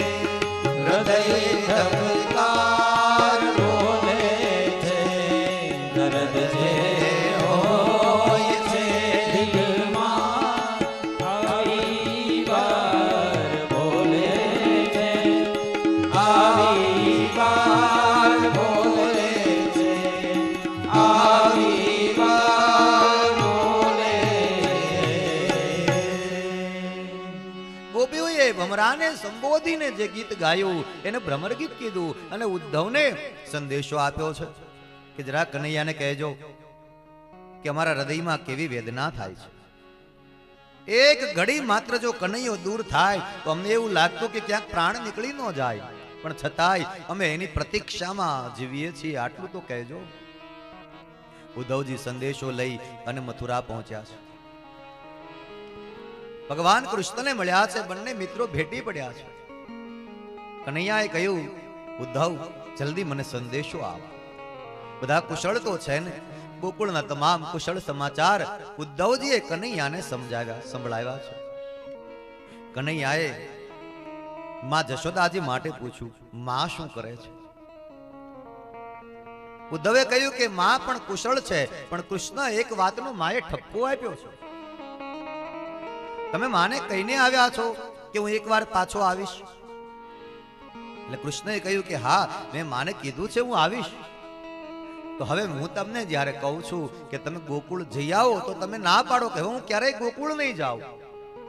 તો પછી મા પાસે જૂઠું શું કામ બોલ્યો કૃષ્ણ? એટલે કૃષ્ણએ એ વાતનો ખુલાસો આપ્યો કે ઉદ્ધવ, મેં માને જરૂર કહ્યું છે કે હું પાછો આવીશ, પણ એ અર્થમાં કહ્યું છે કે આ યુગે આવ્યો તો આવતા યુગે આવીશ અને તમારો જ દીકરો થઈને રહીશ. માં તમારી જ પાસે લાડ પ્યાર મળશે. આ અર્થમાં મેં માને કહ્યું. માં કંઈક જુદો અર્થ કરે તો હું શું સમજુ? ભગવાન કહે કે હું તો યુગે યુગે આવું છું ને. પરિત્રાણાય સાધૂનાં વિનાશાય ચ દુષ્કૃતાં. પરિત્રાણાય સાધૂનાં વિનાશાય ચ દુષ્કૃતાં. ધર્મ સંસ્થાપનાર્થાય સંભવામિ યુગે યુગે. ધર્મ સંસ્થાપનાર્થાય સંભવામિ યુગે યુગે. ધર્મ સંસ્થાપનાર્થાય સંભવામિ યુગે. હું તો દરેક યુગે આવું છું. મેં એ અર્થમાં કહ્યું, હું મા પાસે જૂઠું નથી બોલ્યો. આમ ભગવાન કૃષ્ણને પ્રસન્નતા વ્યાપી છે. સુખદેવજી મહારાજ પરીક્ષિત રાજાને આ રીતે ભગવાનની સંદેશાની કથા કહે છે. હવે ભગવાન સુખપૂર્વક મથુરાની અંદર નિવાસ કરે. ભગવાન કૃષ્ણએ જ્યારથી મથુરાની અંદર કંસ વધ કર્યો છે ત્યારથી કંસની બે પત્નીઓ અસ્તિ અને પ્રાપ્તિ એના પિતાજીની પાસે જતી રહી છે. હવે અહીંયાથી ભાગવતજીમાં ઉત્તરાર્ધ ભાગની શરૂઆત થાય છે. ભાગવતજીના 10મા સ્કંદના બે ભાગ છે, એક પૂર્વાર્ધ ભાગ અને એક ઉત્તરાર્ધ ભાગ. આ 10મા સ્કંદના કુલ 90 અધ્યાય છે. 49 અધ્યાય પૂર્વાર્ધ ભાગના છે. અહીંયાથી ઉત્તરાર્ધ ભાગની શરૂઆત થઈ છે. આ પૂર્વાર્ધ ભાગની અંદર ભગવાનની બાળ લીલાનું વર્ણન છે. અને હવે ભગવાન મથુરાથી દ્વારિકા તરફ ગતિ કરે એ કથાનું વર્ણન ઉત્તરાર્ધ ભાગમાં છે. અને ભગવાન કૃષ્ણ જ્યારથી મથુરાની અંદર નિવાસ કરવા લાગ્યા ત્યારથી કંસની બે પત્ની અસ્તિ અને પ્રાપ્તિ એના પિતાને ત્યાં જતી રહી, જેનું નામ છે જરાસંધ. જરાસંધની દીકરીઓ હતી. અને જઈને એના પિતાજીને વાત કરી, પિતાજી અમારા પતિને કૃષ્ણ બલરામે મારી નાખ્યા અને મથુરાનું રાજ્ય અમારી પાસેથી લઈ લીધું. એટલે જરાસંધે કીધું, દીકરીઓ ચિંતા ન કરો, તમારા પતિ ભલે મૃત્યુ પામ્યા પણ હજી તમારો પિતા બેઠો છે. મથુરા ઉપર ચડાઈ કરીશ અને કૃષ્ણ બલરામને મારી નાખીશ અને મથુરા નામની નગરી જ ધરતી ઉપરથી મિટાવી દઈશ. અને જરાસંધે 23 અક્ષોહિણી સેના તૈયાર કરી છે અને મથુરા ઉપર ચડાઈ કરી. કૃષ્ણને ખબર પડ્યા કે જરાસંધ સેના લઈને આવે છે. તમામ દરવાજાઓ મથુરા નગરના બંધ કરાવ્યા અને ભગવાન કૃષ્ણ અને બલરામ જરાસંધની સામે યુદ્ધ કરવા આવ્યા અને જરાસંધની તમામ સેનાનો નાશ કર્યો. અને જરાસંધને પણ મરણાતોલ જેવી અવસ્થામાં કરી દીધો. શરીર લોહીથી ખરડાઈ ગયું છે. દાઉ ભૈયાએ હળ ઉપાડ્યું કે જરાસંધને મારી નાખું, પણ કૃષ્ણએ ના પાડી કે ન મારજો આને. દાઉ ભૈયાએ કહ્યું કે નહીં મારું તો પાછો આવશે યુદ્ધ કરવા. કૃષ્ણએ કહ્યું કે એ જ ઈચ્છું છું, એ પાછો આવે એ જ ઈચ્છું છું. જો આને જીવતો જવા દઈએ તો એ બીજી વાર યુદ્ધ કરવા આવે. જ્યારે યુદ્ધ કરવા આવે ત્યારે આની સાથે જેટલા આવશે એ બધા અધર્મી જ હશે, કારણ કે અધર્મ કરતો હોય એના મિત્રો પણ એવા જ હશે. એટલે આની સાથે જેટલા અધર્મીઓ આવે એ બધાને અહીંયા જ મારી નાખશું. આપણે શું કામ ગોતવા જવા? એટલે આને એટલા માટે નથી મારવું. બીજું કારણ એ છે કે આનું મૃત્યુ તમારે હાથે કે મારે હાથે લખાયું નથી. આનું મૃત્યુ ભીમને હાથે છે, એટલે આને નથી મારવું. જરાસંધને જીવતો જવા દીધો છે. બીજી વાર પાછી સેના તૈયાર કરી જરાસંધ યુદ્ધ કરવા આવ્યો. બીજી વાર પણ ભગવાને એ જ રીતે એની સેનાનો નાશ કર્યો અને જરાસંધને જીવતો જવા દીધો છે. એક બે વાર નહીં, 17 વખત જરાસંધ આવ્યો છે યુદ્ધ કરવા માટે. હવે 18મી વખત યુદ્ધ કરવાનું થયું એટલે જરાસંધને થોડી શરમ આવી, લજ્જા આવી કે હવે 17 વખત યુદ્ધમાં હારી ગયા હોય એને હવે શું મોઢું લઈને યુદ્ધ કરવા જાવું? હવે મારે યુદ્ધ નથી કરવું. મંત્રીઓની સભા ભરી અને જરાસંધે જાહેરાત કરી દીધી કે હવે મારે ક્યાંય યુદ્ધ કરવા જવું નથી, હવે મારે વૈરાગ્ય લેવો છે. હવે મારે સંન્યાસનો માર્ગ, વાનપ્રસ્થ જીવન જીવવા ચાલ્યું જવું છે. એટલે મંત્રીઓ જે હતા એ બધાએ જરાસંધને વળી ઉશ્કેર્યો કે મહારાજ શું કામ ચિંતા કરો છો, અમે બેઠા છીએ ને.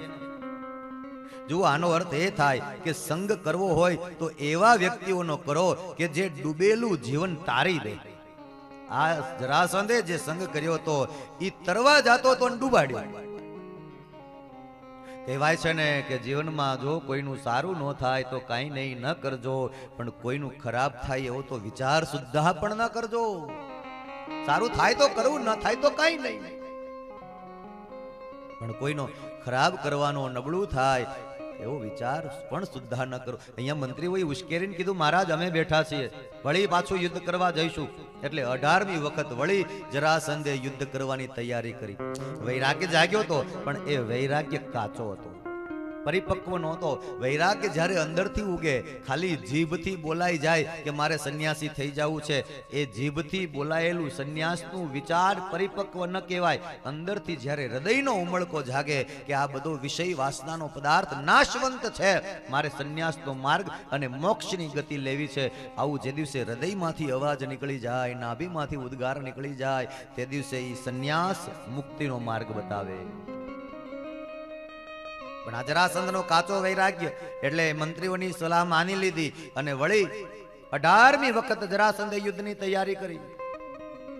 કનૈયાને ખબર પડી, દાઉભૈયાને સાવધાન કર્યા. જ્યાં 18મી વખત જરાસંધ યુદ્ધ કરવા આવતો હતો ત્યાં બીજી બાજુ એક કાલયવન નામનો રાક્ષસ ઇન્દ્રલોક ઉપર ચડાઈ કરવા નીકળ્યો. એટલે રસ્તામાં એને નારદ મુનિ મળ્યા. એટલે કાલયવનને પૂછ્યું કે ક્યાં જાવ છો? એટલે કાલિયવને કીધું કે ઇન્દ્રલોકમાં જાઉં ચડાઈ કરવા, યુદ્ધ કરવા. નારદ મુનિએ કીધું કે કેમ, પૃથ્વીલોકમાં તારા જેવો કોઈ વીર નથી તો સ્વર્ગમાં હાલ્યો યુદ્ધ કરવા? એટલે કાલિયવને કીધું કે મને એવો કોઈ વીર પૃથ્વીલોકમાં લાગતો નથી, મારી સાથે યુદ્ધ કરી શકે એવો ઇન્દ્ર એક જ છે. એટલે નારદ મુનિએ કીધું કે જરા તપાસ કર, મથુરાની અંદર શ્રી કૃષ્ણ બલરામે 17 વખત જરાસંધને પાછો કાઢ્યો છે. મરણાતોલ અવસ્થા કરી અને થરથર કંપતો એ લોહીથી ખરડાયેલું શરીર લઈને એમ લજ્જા લેતો પાછો ગયો છે. એ કૃષ્ણ સાથે ક્યારે યુદ્ધ કર્યું છે એની તાકાતની તને ખબર છે? કાલયવને કહ્યું કે એવું હોય તો પહેલા કૃષ્ણ સાથે યુદ્ધ કરવા જાઓ. નારદે કહ્યું કે તો એમ જ કરાય. એટલે કાલયવન ઇન્દ્રલોકમાં જતો હતો ચડાઈ કરવા, એના બદલે એને મથુરા મોકલ્યો નારદે. આપણને એમ થાય કે નારદ ઋષિ આવું શું કામ કર્યું? એક બાજુથી જરાસંધ 18મી વખત યુદ્ધે તો આવ્યો જ છે, તો અહીંયા કાલયવનને ઇન્દ્રલોકમાં જતો તો જવા દેવો હતો ને, પણ આ બાજુ શું કામ મોકલ્યો? પણ હવે નારદજીની એવી ઈચ્છા છે કે જેમ એકવાર ભગવાનને મળવા હું ગોકુળ ગયો હતો અને મેં ગોકુળ કૃષ્ણને છોડાવી દીધું છે, એમ મારે મથુરાએ કૃષ્ણને છોડાવી દેવું છે. કારણ કે હવે ભગવાનનું શેષ જીવન દ્વારિકામાં જાય એ મારી ઈચ્છા છે. એટલે નારદને એમ થયું કે બંને બાજુથી સંકટ આવે તો એટલા માટે આજે એક બાજુ બીજી બાજુથી જરાસંધે ચડાઈ કરી. ભગવાને આજ્ઞા કરી, દાઉભૈયાને નગરના દરવાજાઓ બંધ કરો. નગરજનો ગભરાવા લાગ્યા છે, બંને બાજુથી સંકટ આવ્યું, શું થશે? ભગવાને પોતાની માયા શક્તિને આજ્ઞા કરી કે યોગ માયાના પ્રભાવથી મથુરાના તમામ નગરજનો નિંદ્રાધીન અવસ્થામાં કરો. અને તમામ નગરજનોને ભગવાને યોગ માયાનો પડદો ઓઢાડ્યો અને તમામ નગરજનો નિંદર કરવા લાગ્યા. પછી ભગવાને વિશ્વકર્માજીને આજ્ઞા કરી કે એક નવી નગરીનું નિર્માણ કરો અને ત્યાં આ યોગ માયાના પ્રભાવથી તમામ મથુરા વાસીઓ એ નવી નગરીમાં જતા રહેશે. ભલે અને વિશ્વકર્માજીને આજ્ઞા થઈ એટલે સમુદ્રના મધ્ય ભાગની અંદર 47 ગાંવનો એક કિલ્લો બનાવ્યો અને એમાં એક સોનાની નવી નગરીનું નિર્માણ વિશ્વકર્માએ કરી આપ્યું. અને એમાં યોગ માયાના પ્રભાવે તમામ મથુરા વાસીઓને ભગવાને નવી નગરીની અંદર મોકલી આપ્યા. અને આ બાજુ દાવ ભૈયા અને કૃષ્ણ જરાસંધની સામે યુદ્ધ કરવા માટે દોડ્યા છે. તમામ સેનાનો વધ કર્યો. જરાસંધને પણ મરણાતોલ કરી અને 18મી વખત પાછો ઠેલ્યો. અને હવે કૃષ્ણ અને બલરામ બંને કાલયવનની સામે યુદ્ધ કરવા આવ્યા. કાલયવનની સામે યુદ્ધ કરતા કરતા દાવ ભૈયાને કહ્યું કે દાવ મથુરા ખાલી થઈ ગઈ છે અને હમણાં જ આ મથુરાનો પ્રલય થઈ જશે, એટલે હવે આ સ્થળ આપણે પણ છોડી દેવું છે. અને ભગવાન કૃષ્ણ અને બલરામ બંને ભાઈઓ યુદ્ધ કરતા કરતા કાલયવનની સામેથી દોડ્યા અને રણ મેદાનની અંદર ભગવાન કૃષ્ણ અને બલરામ આગળ, એની પાછળ કાલયવન, અને ભગવાન રણ મેદાન છોડીને ગયા એટલે ભગવાનનું નામ પડ્યું છે રણછોડ રાય. બોલીએ રણછોડ રાય કી જય. અને ભગવાન એક પર્વત ઉપર ચડ્યા છે. કાલયવને આખો પર્વત સળગાવ્યો. ભગવાન ત્યાંથી નીચે કૂદ્યા. એક ગાઢ જંગલ આવ્યું અને જંગલની અંદર એક ગુફા હતી અને એ ગુફાની અંદર ભગવાન કૃષ્ણ જતા રહ્યા. કાલયવન એની પાછળ પાછળ ગયો અને અંદર જઈને જોયું તો એક મનુષ્ય, એક વ્યક્તિને સફેદ વસ્ત્ર ધારણ કરી અને ઉપર આમ ઓઢેલા વસ્ત્રથી સૂતેલો માણસ જોયો. કાલયવનને એમ થયું કે આ કૃષ્ણ મારાથી ડરી ગયો, છુપાઈ ગયો. એટલે વસ્ત્ર ખેંચ્યું અને વસ્ત્ર જ્યાં ઉઘાડ્યું ત્યાં અંદરથી એક વૃદ્ધ પુરુષ જાગૃત થયા. ઇક્ષ્વાકુ વંશની અંદર જન્મેલા મુચકુંદ નામના રાજા છે. ઇન્દ્રલોકમાં એકવાર યુદ્ધ થયું ત્યારે સહાય કરવા માટે ઇન્દ્ર પાસે ગયા અને ઇન્દ્રએ વરદાન માંગવાનું કીધું ત્યારે મુચકુંદ રાજાએ વિશ્રામ કરવાની ઈચ્છા કરી કે મને કોઈ જગાડે નહીં અને મને એવું વરદાન આપો કે મને કોઈ જગાડે અને મારી જેના પર પહેલી નજર પડે એ બળીને ભસ્મ થઈ જાય. અને આ વાતની જાણ કૃષ્ણને હતી કે આ મુચકુંદ રાજા જાગે અને પહેલી નજર જો કાલયવન ઉપર પડે તો ત્યાં જ બળીને ભસ્મ થઈ જાય, આપણે એને મારવો નહીં પડે. આ મુચકુંદ રાજાની નજર પડતા જ બળીને ભસ્મ થઈ જશે. એટલે મુચકુંદ રાજાની નજર પડી અને કાલયવન બળીને ભસ્મ થઈ ગયો છે. અને પછી ભગવાન ગુફાની અંદરથી છુપાયેલા બહાર આવ્યા અને મુચકુંદ રાજાએ જોયું કે આ તો સ્વયં પરમાત્મા પધાર્યા છે. નજર કરી ચારે બાજુ તો વૃક્ષોના પાંદડા એકદમ નાના થયેલા દેખાયા. મુચકુંદ રાજા સમજી ગયા કે કળિયુગનું આગમન થઈ ચૂક્યું છે. હવે વધારે સમય દ્વાપર યુગનું બાકી નથી. એટલે ભગવાનને કહ્યું પ્રભુ મારી શી આજ્ઞા છે? એટલે ભગવાને કહ્યું ઉત્તર દિશામાં આપ જતા રહો અને વૈકુંઠમાં આપનું સ્થાન છે. અને મુચકુંદ રાજાને ભગવાને વૈકુંઠની ગતિ આપી છે. અને ત્યાંથી ભગવાન ગયા છે કૃષ્ણ બલરામ જે નવી નગરીનું નિર્માણ કર્યું ત્યાં, અને દરવાજો ખોલ્યો. નગરજનો સૌ જાગૃત થયા અને એકબીજાને પૂછવા લાગ્યા આ નગરી કઈ, આ નગરી કઈ, આ નગરીનું દ્વાર ક્યાં, આ નગરીનું દ્વાર ક્યાં? અને ત્યાં ભગવાને શંખનો નાદ કર્યો ત્યારે સૌ નગરજનો સમજી ગયા કે આ તો ભગવાન કૃષ્ણની લીલા છે.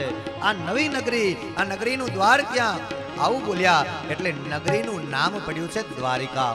અને સૌ નગરજનો હર્ષિત થયા અને ભગવાનને સહર્ષ સ્વાગત અને સન્માન સાથે નગરમાં લઈ આવ્યા. અને ભગવાન ત્યારથી બન્યા છે દ્વારિકાધીશ. અને સૌ નગરજનોએ ભગવાનનો જય જયકાર કર્યો છે. બોલીએ શ્રી દ્વારિકાધીશ કી જય. આમ ભગવાન હવે દ્વારિકાની અંદર નિવાસ કરે છે. સુખપૂર્વક ભગવાનના દિવસો પસાર થઈ રહ્યા છે. હવે અહીંયાથી આપણને કથામાં વળાંક મળે છે. હવે આપણને લઈ જાય છે વિદર્ભ દેશની અંદર કે જ્યાં રાજા ભીષ્મકનું રાજ્ય છે. ભીષ્મક રાજાને 5 દીકરાઓ છે અને 1 દીકરી છે. રૂક્મ, રૂક્મરથ, રૂક્મકેશ, રૂક્મમાલી અને રૂક્મબાહુ, આવા 5 દીકરા અને 1 દીકરી. એનું નામ છે રૂક્મિણી.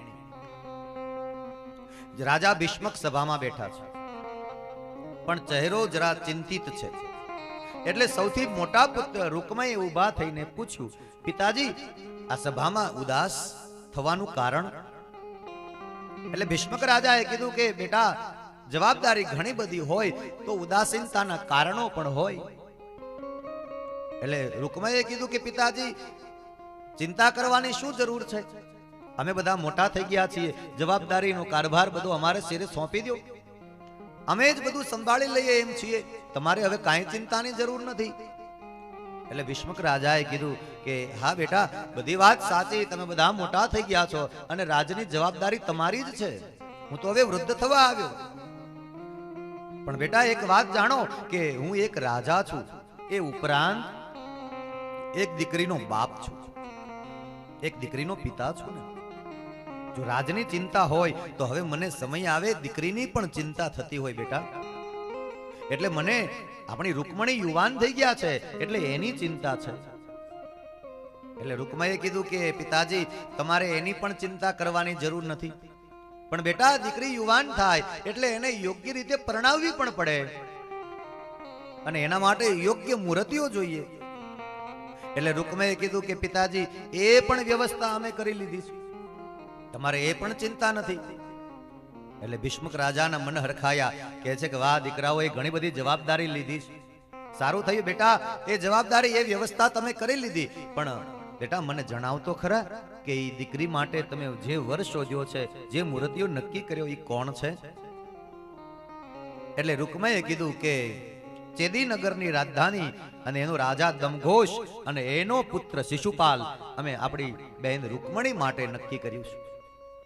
અને ત્યાં તો રાજા ભીષ્મક ઉભા થઈ ગયા સભાની અંદર અને લાલ નેત્ર થઈ ગયા ભીષ્મક રાજાના. જ્યારે અંદરથી જાણે ક્રોધ ભભૂક્યો અને ભીષ્મક રાજાએ રૂકમને ઉભા થઈને એમ કહ્યું કે દીકરાઓ સાવધાન, તમે જરૂર હવે મોટા થઈ ગયા, જવાબદારી બધી તમારી છે. અને જ્યારે દીકરીની મૂર્તિયાની શોધ કરવાની વાત થઈ ત્યારે તમે કહો છો કે શિશુપાલ માટે આપણી દીકરી રૂકમણીનું નક્કી કર્યું છે, તો બેટા એક વાત ધ્યાનથી સાંભળી લેજો. બહુ અદ્ભુત વાક્ય રાજા ભીષ્મક બોલ્યા છે, મારે તમારે પણ આ નોંધ કરવાનું વાક્ય છે. ભીષ્મક રાજાએ એમ કીધું કે દીકરાઓ, આ જગતમાં દીકરીઓ જન્મે છે ને એ યોગી લોકો માટે જન્મે છે, ભોગી લોકો માટે નહીં. અને આ શિશુપાલ ભોગી છે. હું મારી દીકરીનો વિવાહ શિશુપાલ સાથે ક્યારેય નહીં થવા દઉં. પણ રૂકમાએ કહ્યું કે પિતાજી અમે બધું જ નક્કી કરી રાખ્યું છે અને મેં વચન પણ આપી દીધું છે કે અમે રૂકમણીનું લગ્ન શિશુપાલ સાથે કરાવીએ. અને પિતા અને પુત્રની વચ્ચે સભામાં તકરાર થઈ ગઈ. ભીષ્મક રાજા સમજી ગયા કે હવે મારું કંઈ અહીંયા ચાલશે નહીં. સભા છોડીને મહેલમાં ચાલ્યા ગયા. શિશુપાલ રૂકમણે એમ થયું કે મારી બહેન રૂકમણીનું કોઈ બીજી જગ્યાએ પિતાજી નક્કી કરી લે એ પહેલા લગ્ન નક્કી કરાવી લઉં. અને ભલે પિતાજી ના પાડે, ભલે રૂકમણી ના પાડે, પણ વચન મેં આપી દીધું છે એટલે મારે શિશુપાલ સાથે જ રૂકમણીને પરણાવવી છે. એટલે લગ્નની તૈયારીઓ કરવાની આજ્ઞા આપી દીધી. પત્રિકાઓ લખી અને દૂતોને રવાના કર્યા અને શિશુપાલ જલ્દી જાન લઈને નગરમાં આવી પહોંચે એવી પત્રિકાઓ પણ મોકલાઈ ગઈ.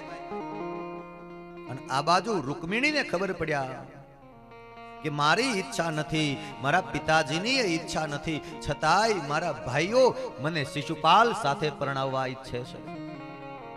પણ બાળપણથી મન વચનથી હું દ્વારિકાનાથને વરી ચૂકી છું, હું દ્વારિકાધીશને વરી ચૂકી છું. રૂકમણી જ્યારે નાના હતા ત્યારે નારદ મુનિ એના નગરમાં આવી અને રૂકમણીને કહ્યું હતું, દેવી તમારે યોગ્ય એક જ વર આ જગતમાં છે અને એ છે દ્વારિકાધીશ શ્રી કૃષ્ણ, એ જ તમારે યોગ્ય પતિ છે. અને ત્યારથી રૂકમણીએ નક્કી કર્યું છે કે વરુ તો ભગવાન કૃષ્ણને વરુ, અન્ય કોઈને વરીશ નહીં. પણ હવે શું કરું? એટલે તરત જ વિચાર આવ્યો કે લાવને બાજુમાં એક બ્રાહ્મણ છે, સુદેવ નામના બ્રાહ્મણને બોલાવ્યા છે કે હે બુદેવ, હે બ્રાહ્મણ શ્રેષ્ઠ, આપ મારું એક કામ કરી આપો ને. મારો એક સંદેશો લઈને દ્વારિકા જાવ ને અને દ્વારિકાધીશને આ સંદેશો પહોંચાડી દો ને. અને જઈને એટલું કહેજો કે આ સંદેશો વાંચ્યા પછી વધારે મોડું ન કરે. ભલે. સુદેવ બ્રાહ્મણે કહ્યું કે દેવી લખી આપો. અને રૂકમણીજીએ પત્ર લખી આપ્યો છે. એ પત્ર લઈ અને સુદેવ બ્રાહ્મણ દ્વારિકા તરફ રવાના થયા. ભગવાન શ્રી હરિ દ્વારિકાનાથના એ રાજધાનીમાં બ્રાહ્મણે પ્રવેશ કર્યો. ભગવાને બ્રાહ્મણનું સ્વાગત કર્યું છે, સત્કાર કરી સ્નાનાદિક કર્મ થયા, ભોજનાદિથી પરવાર્યા. અને પછી કુશળ સમાચાર પૂછીને ભગવાન કૃષ્ણએ પૂછ્યું કે ભૂદેવ ક્યાંથી પધારો છો? એટલે સુદેવ બ્રાહ્મણે કહ્યું કે વિદર્ભ દેશથી આવું છું અને ભીષ્મક રાજાની દીકરી રૂકમણીએ તમારે માટે એક સંદેશો આપ્યો છે અને એ સંદેશો લઈને આવ્યો છું, તમારા માટે છે. ભગવાને કહ્યું ભલે. પત્ર લઈને ભગવાનની પાસે મૂક્યું. એટલે ભગવાને કહ્યું કે ભૂદેવ તમે જ વાંચો ને. અને ભૂદેવ એ રૂકમણીનો પત્ર વાંચે છે. શું લખ્યું છે રૂકમણીજીએ ભગવાનને માટે એ પત્રમાં? શ્રુત્વા ગુણાન ભુવન સુંદર શૃણવતાં તે નિર્વીક્ષ્ય કર્ણ વિવરે હરતો ગતાપમ રૂપમ દશાદશિમતા મખિલાર્થલાભમ ત્વય્યચ્યુતા વિશતિ ચિત્તમપત્રપં તે. શ્રુત્વા ગુણાન. બ્રાહ્મણ સંદેશો વાંચે. શ્રુત્વા ગુણાન. હે પ્રભુ, હે દ્વારિકાધીશ, મેં તમારા વિષયમાં માત્ર સાંભળ્યું છે કે તમે આવા ગુણવાન છો. શ્રુત્વા ગુણાન. ગુણવાન છો એટલું જ નહીં, ભુવન સુંદર. ત્રણેય ભુવનમાં તમે જ સુંદર છો. બહુ અદ્ભુત શબ્દો છે. હા, ત્રણેય ભુવનમાં તમે જ સુંદર. અગાઉ આપણે આ જ વાક્ય પિતામહ ભીષ્મની પાસે સાંભળ્યું છે. પિતામહ ભીષ્મએ જ્યારે અંતિમ સમયે ભગવાનની સ્તુતિ કરી ત્યારે ભીષ્મ સ્તુતિમાં પિતામહ ભીષ્મ પણ એમ બોલ્યા કે મારી બુદ્ધિરૂપી કન્યા મારે તમને વરાવવી છે, કારણ કે ત્રિભુવન સુંદર માત્ર દ્વારિકાધીશ કૃષ્ણ જ છે. ત્રિભુવન કમનમ તમાલ વર્ણમ રવિકર ગૌરવ રાંબરમ દધાને. તમારા જેવું તેજ આ જગતમાં કોઈનું નથી, એટલે મારી આ બુદ્ધિરૂપી કન્યા હું તમને વરાવું છું. એટલે અહીંયા રૂકમણીએ પણ એ શબ્દ પ્રયોગ કર્યો કે ત્રિભુવન, તમે ત્રણેય ભુવનના સુંદર પુરુષ છો, ગુણવાન પણ છો. શ્રુત્વા ગુણાન ભુવન સુંદર શૃણવતામ તે. આવું મેં સાંભળ્યું છે. સ્પષ્ટતા કરી, મેં સાંભળ્યું છે, તમને જોયા નથી. અને મેં તમારા માટે માત્ર સાંભળ્યું છે, એટલે મારા કાન પવિત્ર થયા છે, આંખો હજી પવિત્ર થઈ નથી. બહુ સુંદર સંસ્કૃત ભાષામાં આ પત્ર લખાયો છે. અને આ ભાગવતનું એક અનુષ્ઠાન છે. મહાપુરુષો એમ કહે છે કે કોઈ દીકરીને ઈચ્છિત વરની પસંદગી કરવી હોય તો આ ભાગવતજીની અંદર રૂકમણીએ જે પત્ર લખ્યો છે એ પત્રનું અનુષ્ઠાન કરવું જોઈએ. ઈચ્છિત વરની પ્રાપ્તિ થાય, યોગ્ય વર મળે. કોઈએ ગુજરાતી પંક્તિઓમાં એનું બહુ સુંદર વર્ણન કર્યું છે. બહુ સુંદર વર્ણન છે. તમે અત્યંત સુંદર છો,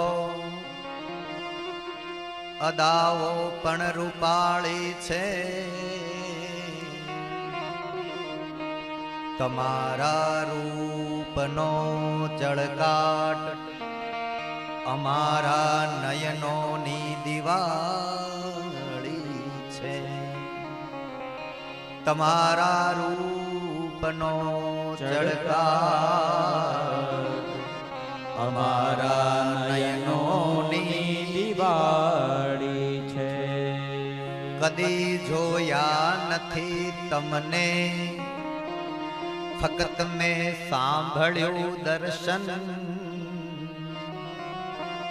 તો મારી આંખ કરતા પણ અમારા કાન કેવા ભાગ્યશાળી છે. તો મારી આંખ કરતા પણ અમારા કાન કેવા ભાગ્યશાળી છે. કદી જોયા નથી તમને, ફક્ત મેં સાંભળ્યું દર્શન, તો અમારી આંખ કરતા પણ અમારા કાન કેવા ભાગ્યશાળી છે. રૂકમણીએ કીધું કે ભગવાન, બાળપણથી નારદ મુનિની પાસે તમારા ગુણની વાતો સાંભળી છે, એટલે તમને મનથી તો વરી જ ચૂકી છું. નિર્ણય કર્યો છે કે દ્વારિકાધીશ સિવાય મારે કોઈ પતિ ન જોઈએ. દેખો મેરી ભાઈ બહેન, દરેક યુગમાં એક આવી સતી તમે દર્શન કરી શકો દરેક યુગમાં. સત્યયુગમાં જગદંબા પાર્વતીએ તપ કર્યું ત્યારે મહાદેવ સિવાય કોઈ ન જોઈએ. સપ્તર્ષિઓએ કસોટી કરી પણ કહ્યું કે નહીં, મેં તો અડગ નિર્ણય કર્યો, મારો પતિ ભગવાન મહાદેવ જ હોય. ત્રેતામાં સીતા ભગવાન રામ સિવાય કોઈની સામે પાપણ અદ્ધર કરીને જોયું નથી. દ્વાપરમાં રૂકમણી મારા કૃષ્ણ સિવાય કોઈ પતિ ન જોઈએ, અને કલયુગમાં એક સતી થયા અને નામ છે એનું મીરા, કે મેરે તો ગિરધર ગોપાલ દૂસરો ન કોઈ, મારા પતિ એક, મારો ગિરધર ગોપાલ. દરેક યુગમાં આવા સતીઓના દર્શન થાય. અને અહીંયા રૂકમણીએ પાછી એવી સ્પષ્ટતા કરી કે ભગવાન, હું મનથી તમને વરી ચૂકી છું અને તમને પસંદ કરું છું, પણ તમે મને પસંદ કરો છો કે નહીં એની મને ખબર નથી. જો કદાચ તમે મને પસંદ ન કરતા હો અને આ જન્મમાં તમે મને ન મળો તો આ જીવન કુંવારી રહેવા તૈયાર છું, પરંતુ બીજા કોઈ પુરુષને વરવા તૈયાર નથી. કદાચ આ જન્મ પૂરો થઈ જાય તો હે પ્રભુ, હે દ્વારિકાનાથ, તમને વરવા માટે બીજો જન્મ લઈશ, અને તમે મને ત્યારે પણ ન મળો તો વધારાનો જન્મ લઉં, ત્રીજો જન્મ લઉં, ત્યારે તમે મને ન મળો તો હે દ્વારિકાધીશ, જન્મ જન્માંતર સુધી તમારી રાહ જોવા તૈયાર છું, પણ મારા દ્વારિકાનાથ સિવાય કોઈને વરવા હું તૈયાર નથી. કોઈને વરીશ નહીં. મારા ભાઈઓ, મારી ઈચ્છા નથી, મારા પિતાજીની પણ ઈચ્છા નથી, છતાં પણ મને બીજે પરણાવવા ઈચ્છે છે. તો મારી એવી ઈચ્છા છે કે તમે મારા દેશમાં, મારા રાજધાનીમાં આવો અને મારું હરણ કરીને મને લઈ જાઓ. પણ યાદ રાખજો, એટલું સહેલું નથી. અમારા કુળમાં રિવાજ છે કે જ્યારે દીકરીઓના લગ્ન હોય ત્યારે જગદંબાના મંદિરે અમે પૂજા કરવા જઈશું, અને જ્યારે હું પૂજા કરવા જતી હોઉં ત્યારે તમે મંદિરે આવો અને ત્યાંથી જ મારું હરણ કરીને લઈ જાઓ, આવી મારી ઈચ્છા છે, અને તો જ આપણું બંનેનું મિલન શક્ય બનશે. એટલે ભગવાને કહ્યું સુદેવ બ્રાહ્મણને કે ભૂદેવ, આગળનો પત્ર પછી વાંચીશું, પહેલા એ બતાવો કે લગ્ન ક્યારે છે. એટલે ભૂદેવે કહ્યું કે આમાં લખ્યું છે પરમ દિવસે, એટલે આજથી ત્રીજે દિવસે લગ્ન છે. એટલે ભગવાને કહ્યું કે તો પછી પત્ર બંધ કરો, બાકીનો પત્ર છે એ આપણે આવીને વાંચીશું, અત્યારે વધારે સમય મોડું કરવામાં મજા નથી. પેલો શિશુપાલ આવે, રૂકમણી ગભરાય એ પહેલા આપણે ત્યાં પહોંચી જવું જોઈએ. અને ભગવાને રથ તૈયાર કરાવ્યો. ભગવાનના રથનું નામ છે ગરુડધ્વજ. ગરુડધ્વજ નામનો રથ ભગવાનનો તૈયાર થયો, અને ભગવાને 4 ઘોડા રથને જોડ્યા છે. ભગવાનના આ રથનું જેમ નામ છે ગરુડધ્વજ, એમ ભગવાનના 4 ઘોડાનું નામ છે. ભગવાનના 4 ઘોડામાં શૈવ્ય, સુગ્રીવ, મેઘપુષ્પ અને બલાહક, આવા 4 ઘોડા અત્યંત બળવાન કે જે પવન વેગે ગતિ કરે. અને એવા રથના ઘોડા તૈયાર થયા, અને ભગવાને સુદેવ બ્રાહ્મણને કીધું રથમાં બેસી જાઓ. અને રથારૂઢ થયા ભગવાન શ્રી કૃષ્ણ અને સુદેવ બ્રાહ્મણ, અને મારતે ઘોડે ભગવાનનો રથ વિદર્ભ દેશમાં રવાના થયો. અને ઉતારા નિવાસમાં સૌ રાજાઓ આવીને ઉતારા કર્યા છે, અને ભગવાન કૃષ્ણએ પણ વિદર્ભ દેશમાં પ્રવેશ કરી લીધો છે. સુદેવ બ્રાહ્મણને કહ્યું કે જાઓ, રૂકમણીને જલ્દી કહી દો કે હું આવી પહોંચ્યો છું, અને જ્યારે ભવાનીના મંદિરે, જગદંબાના મંદિરે પૂજા કરવા જશે ત્યારે હું ત્યાં આવીશ અને એનું હરણ કરીને લઈ જઈશ. સુદેવ બ્રાહ્મણે આવી અને રૂકમણીને સંદેશો આપી દીધો કે દ્વારિકાનાથ સુધી મેં તમારો પત્ર પહોંચાડ્યો છે, અને દ્વારિકાધીશ આવી ગયા છે. ભલે ભૂદેવ, આપને મારા નમન છે, સત સત પ્રણામ છે. આપે મારું એ કાર્ય કરી આપ્યું છે જે જગતમાં કોઈ ન કરી શકે.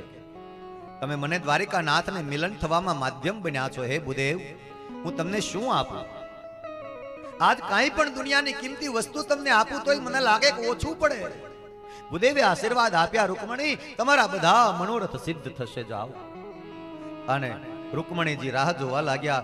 આ બાજુ શિશુપાલને ખબર પડી ગઈ, જાન લઈને આવી પહોંચ્યા છે શિશુપાલ, સૈનિકો સાથે આવ્યા છે, શસ્ત્રો સાથે લાવ્યા છે. એટલે સૈનિકોને આજ્ઞા કરી કે જોજો કૃષ્ણ આવ્યા છે, અને જ્યારે કૃષ્ણ આવ્યા છે તો ચોરીના ઉપદ્રવો પણ થશે, અને બાળપણથી એની ચોરી કરવાની આદત છે. હજી મોટા થયા પછી જો એ આદત નહીં ગઈ હોય તો એ કન્યાઓની ચોરી કરી શકે. એટલે સૈનિકોને સજ્જ કર્યા, સાવધાન રહેજો. સૈનિકો શસ્ત્ર સાથે લઈ અને સાવધાન થઈ રૂકમણીના મહેલે ચોકી પહેરો કરવા લાગ્યા. અને જગદંબાના મંદિરે જ્યારે પૂજા કરવા જવાનું થયું ત્યારે રૂકમણીએ શૃંગાર કર્યા. 4 સખીઓએ પુષ્પના પૂજાના થાળ લીધા છે. મંગલ ગીતો ગાતી 4 સખીઓ આગળ ચાલે, 4 સખીઓ પાછળ ચાલે.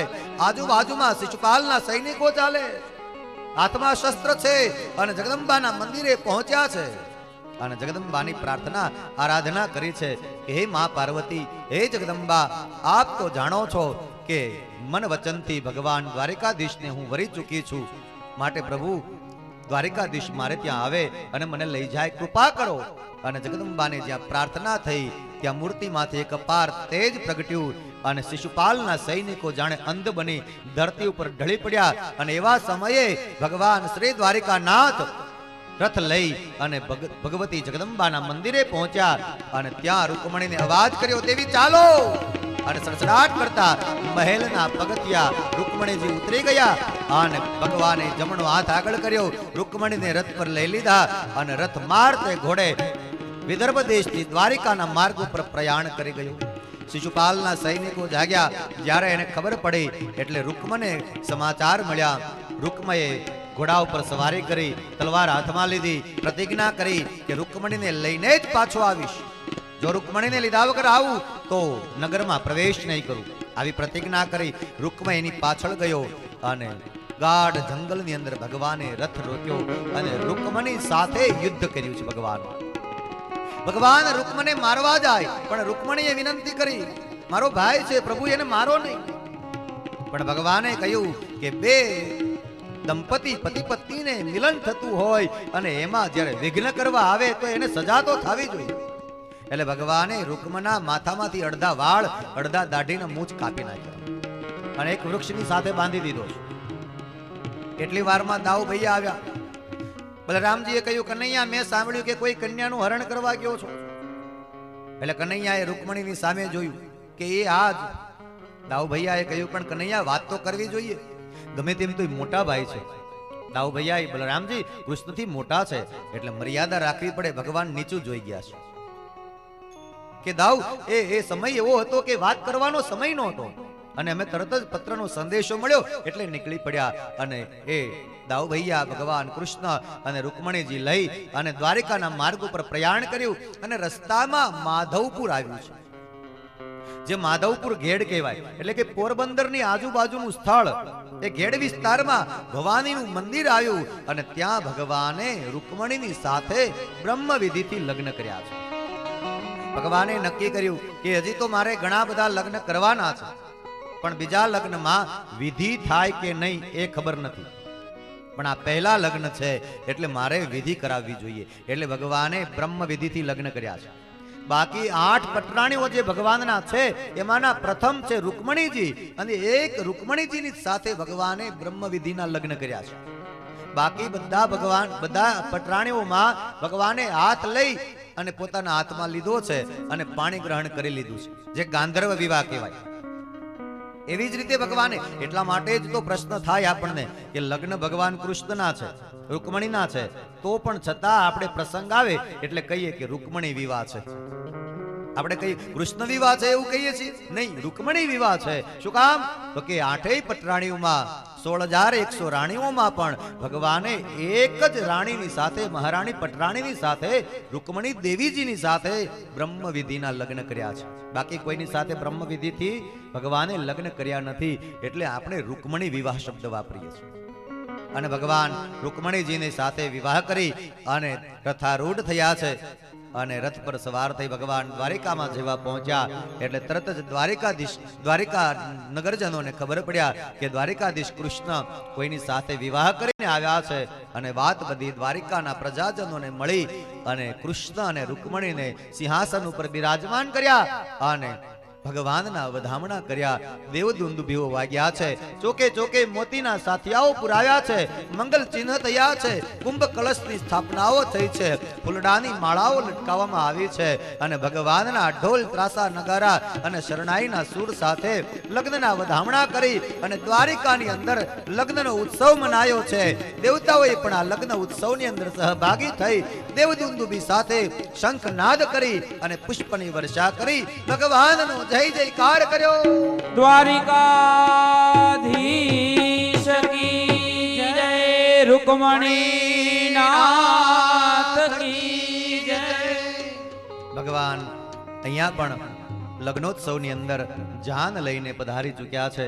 ઠાકોરજીનો આજે બહુ સુંદર દિવસ છે, બહુ સુંદર, બહુ યોગાનુયોગ સંજોગો સાથે આપણે એવા દિવસે આપણી કથામાં રૂકમણી મહોત્સવના ઉજવણી કરી રહ્યા છીએ કે આજે તુલસી વિવાહ પણ છે.